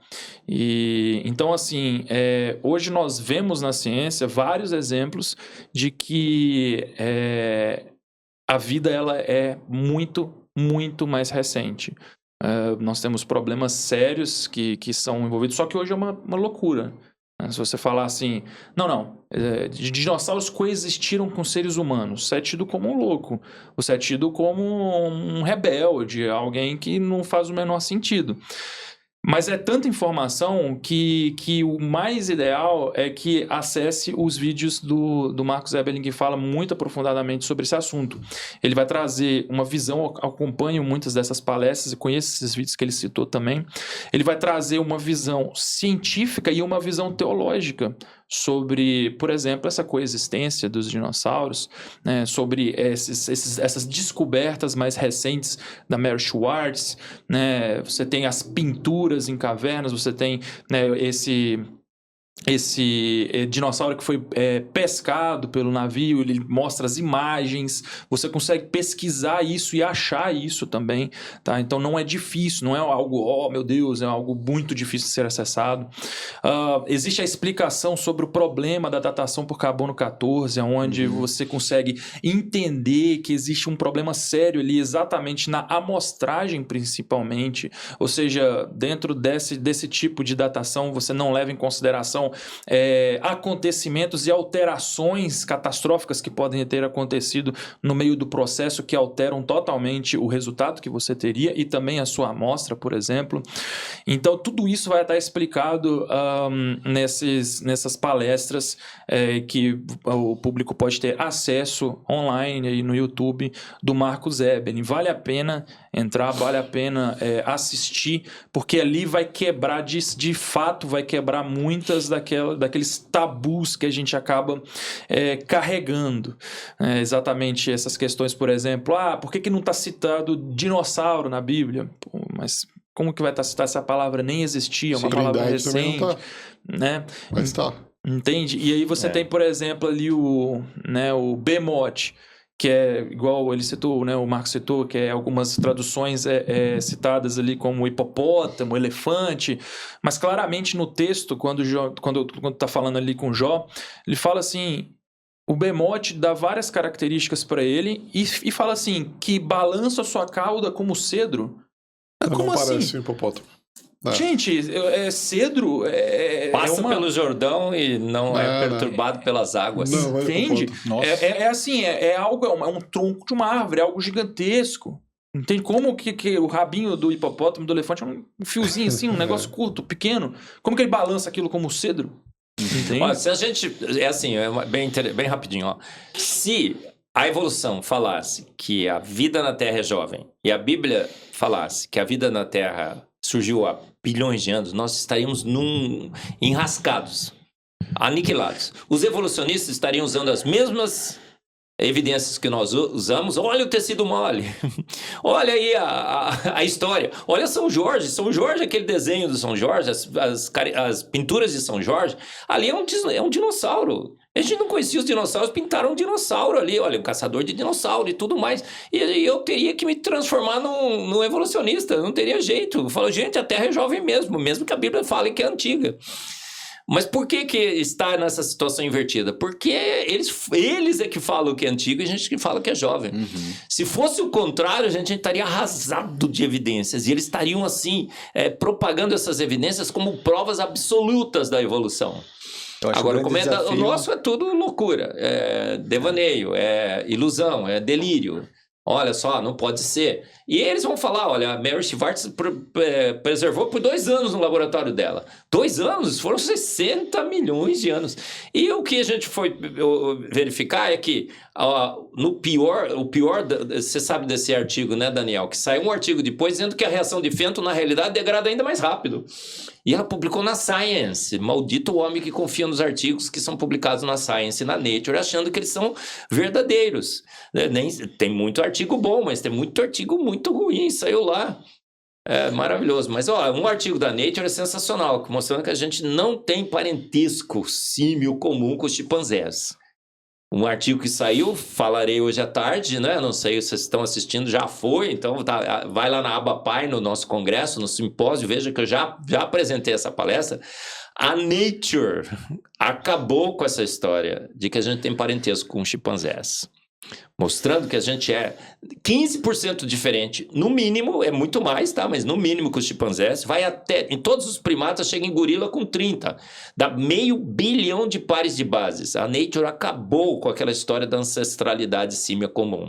Acabou com os evolucionistas e acabou com os evoteístas, evolucionistas, criacionistas evolucionários, viu, gente? Pessoal, você é criacionista evolucionário? Você vai naquela associação, você acha que nós somos hereges e eles são os grandes cientistas? Digam para eles que a Nature acabou com a tese deles. A Nature, a própria Nature, a melhor revista científica hoje, acabou com a tese de que a gente teria, como o Daniel mostrou aqui, evoluído na Terra, né? Que é o Homo divinos. Isso aí é sonho delirante de uma noite de verão. Ilusões evolutivas. A Nature. Não é a ciência que a gente tem que obedecer? Não é ciência. A ciência não é o livro 67 que tem que interpretar a palavra de Deus? Não é, mas se fosse, então leia o artigo da Nature. Assista a minha palestra. Se informe, deixe para trás as coisas que para trás ficam. Eu fui um evolucionista teísta por 40 anos na minha vida. Perdi tempo, levei jovens a perderem a sua fé. Olha só, Deus que me perdoe. Gente, larga para trás essa ilusão de que a gente teria parentesco com chimpanzés, que a evolução aconteceu. O universo é jovem, a Terra é jovem, a vida na Terra é jovem. As fotos do James Webb e do Hubble, game over. Genômica, game over. O registro fóssil, game over. E a Nature acaba de dar a última pá de cal no evolucionismo. Assista a minha palestra, ó. Somos peixes? Somos macacos? A Nature diz que não. Vem com a gente. Muito bom. Acho que o grande desafio é desconstruir isso na nossa cabeça.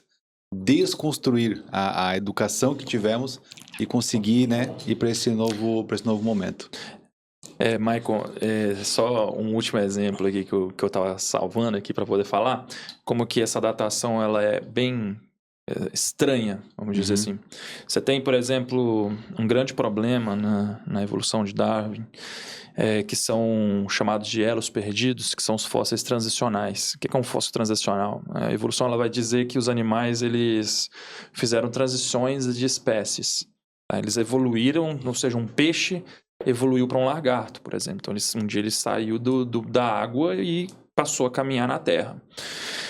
Só que o próprio Darwin ele fala que um grande problema para a teoria dele é que você deveria ter um registro fóssil lotado de registros de fósseis transicionais, ou seja, que é exatamente o intermediário entre o peixe e o lagarto, entende? Que é alguns milhões ali no meio. E claro, obviamente você tem esses milhões de anos ali, entendeu? E milhões de formas transicionais também, né, Daniel? Isso, exatamente. Isso. Deveria ter várias formas transicionais. Só que o que acontece? Quando você pega isso, você não acha isso. E ele mesmo falava, eu acho que uma das grandes falhas é porque a gente não está vendo isso.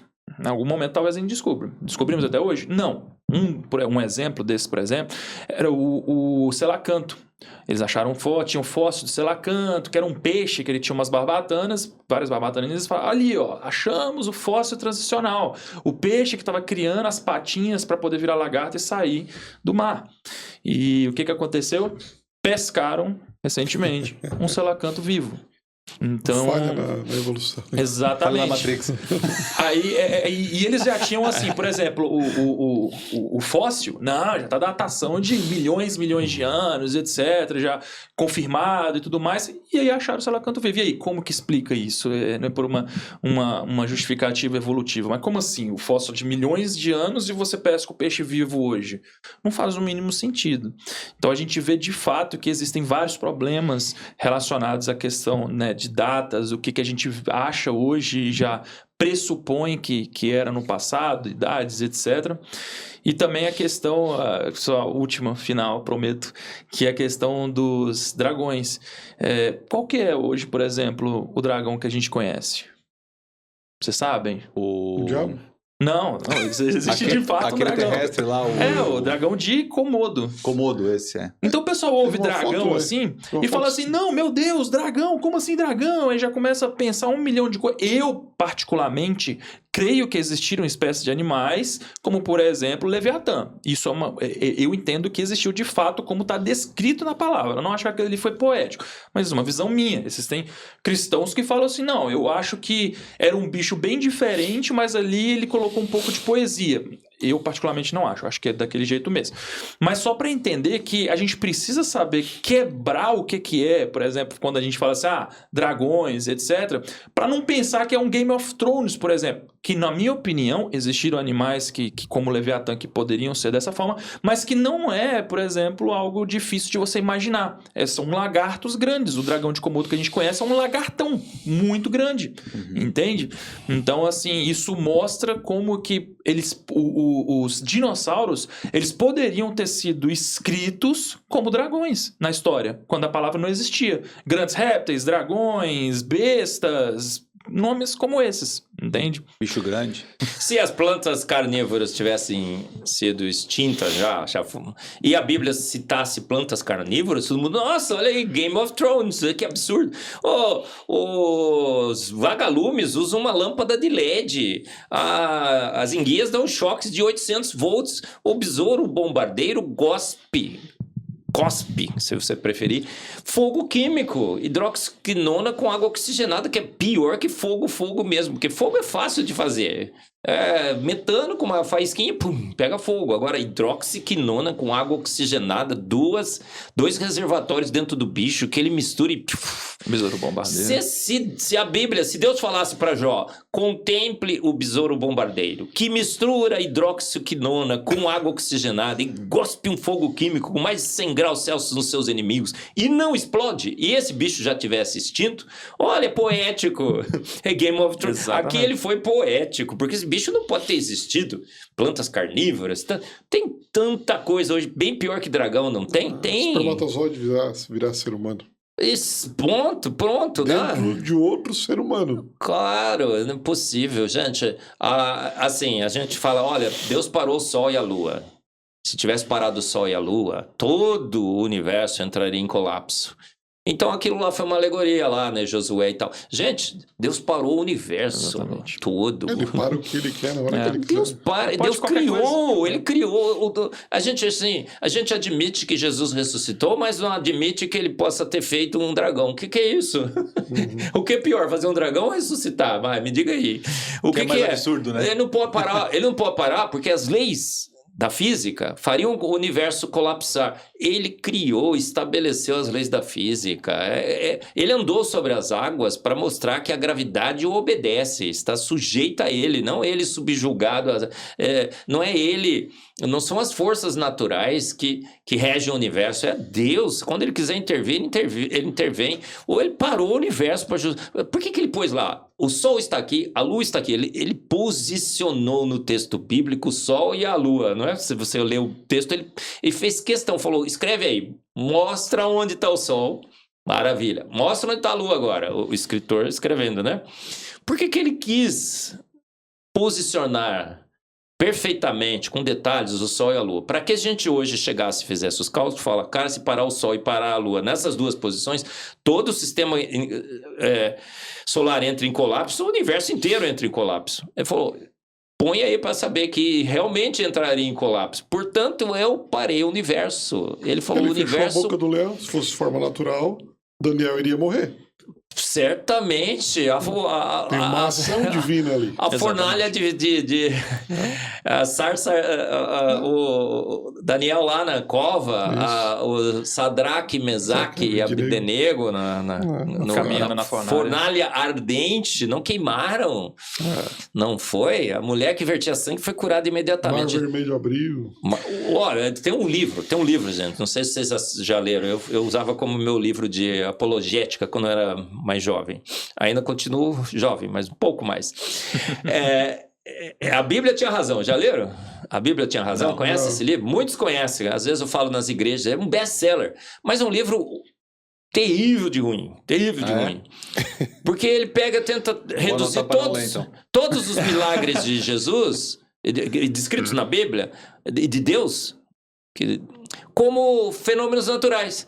O Mar Vermelho se abriu porque bateu um ventinho lá, e era meio raso, e abriu. E como é que afogou, então, os egípcios? Tudo ele tenta reduzir.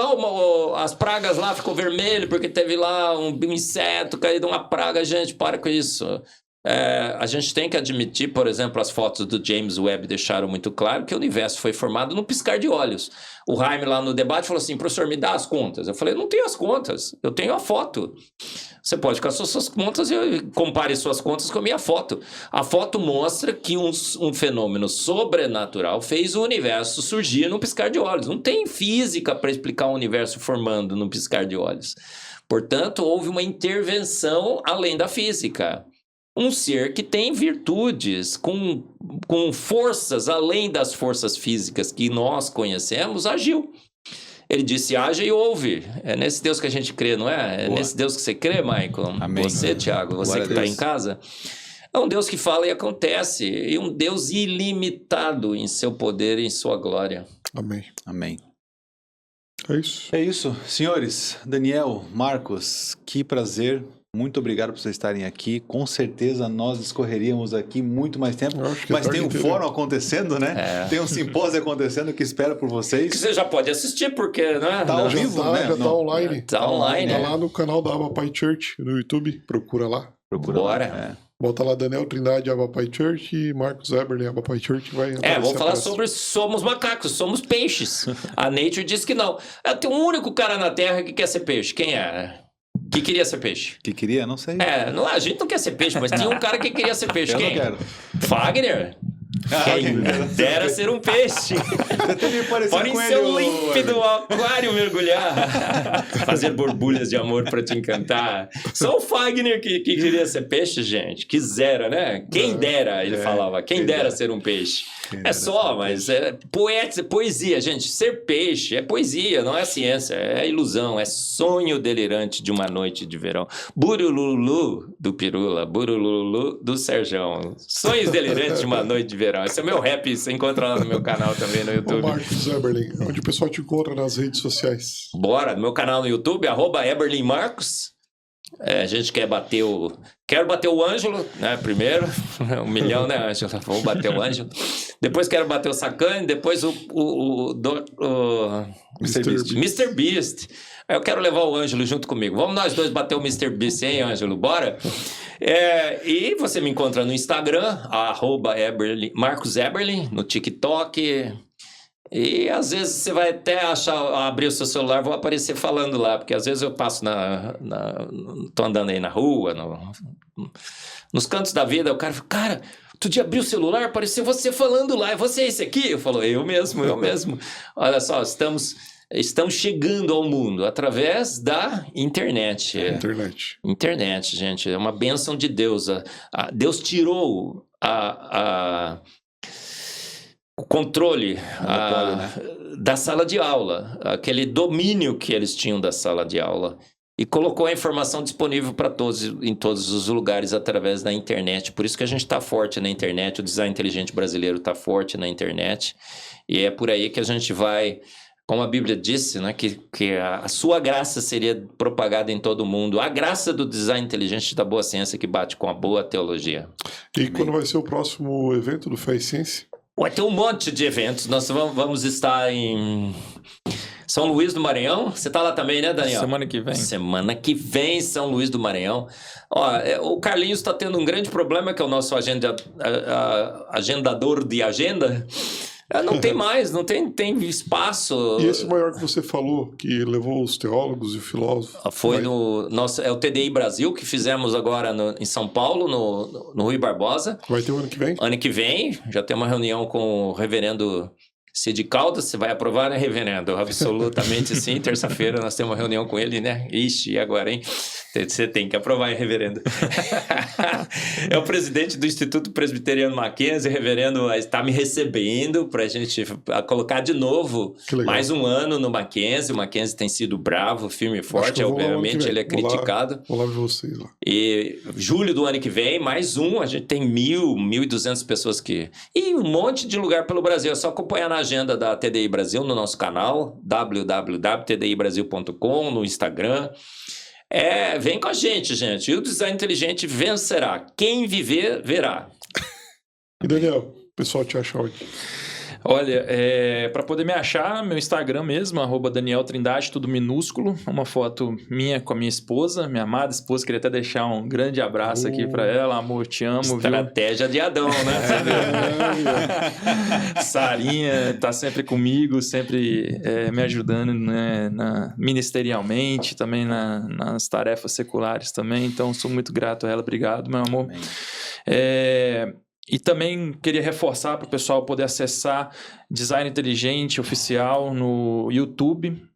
O canal da TDI Brasil, tá bom? No YouTube, lá vocês vão conseguir ter acesso a várias palestras, vão ter acesso a vários materiais, documentários, tem coisa muito, muito, muito boa que a gente traduz também, Discovery Institute, que fornece aí pra gente, um instituto aí nos Estados Unidos, né, do design inteligente, que possui ali uma estrutura simplesmente incrível. A gente tem muito material que a gente coloca disponível no canal do YouTube aí, para vocês poderem usufruir. Então não deixem de acessar, curtir os vídeos lá que vocês gostarem e também se inscreverem no canal, tá bom? Seriam esses dois. E o tdibrasil.com, acessem lá o site também. Tem muita informação bacana, inclusive sobre os próximos eventos, etc. E façam parte. Lá tem um local onde vocês podem se inscrever para poder virarem membros da Sociedade Brasileira do Design Inteligente. Então, se você acessar, conhecer e ver que faz sentido para você poder se tornar um membro, faça o seu cadastro, é de graça, não tem custo, e seja um membro da Sociedade Brasileira do Design Inteligente, onde você vai poder estar participando dos nossos eventos e que vira e mexe os membros eles possuem algumas regalias a mais também, como descontos em eventos, congressos, etc. Então participem lá porque vale a pena, pessoal. E eu queria agradecer a vocês pelo convite de estar aqui hoje com vocês, foi um prazer imenso, viu? Top. É isso aí. Quer se despedir, meu irmão? Deu Fechou? da galera. Valeu, galera do RCast. Um abraço. Não se esqueça, né? Se inscreva no canal, comenta, curte e compartilha. Tamo junto. Obrigado, Eberly. Obrigado, Trindade. Fechou, senhores. Muito obrigado também. É um prazer inenarrável estar com vocês. Não perdi meu dedo. Não perdi meu dedo. Mas estou muito feliz mesmo. Tiagão, mais junto. uma? Bora. Obrigado. Você que nos assistiu, nos ouviu até agora, muito obrigado. Não deixe de se inscrever aqui no canal, que é muito importante, porque você vai encontrar mais conteúdos que com certeza vão edificar a sua vida e vai trazer sabedoria para sua família. Pega o link desse episódio, se foi bom para você, compartilha com as pessoas que você acredita que devam ouvir, coloca no grupo da família, aquele que só tem bagunça, né? Que só tem discussão, para causar mais discussão ainda. Manda para um cientista bom, manda para ele, que ele vai precisar ouvir também. Teu amigo ateu. Cola um comentário para nós aqui, o que você achou, o que você acredita e como que você vê também a educação do Brasil, tudo que a gente falou bastante sobre educação aqui, que é muito importante. Um grande abraço, que Deus abençoe e tchau! Ao fim de mais um RCast, lembramos que, se a teologia que estudamos não nos leva à humildade, não é sobre Deus que estamos estudando.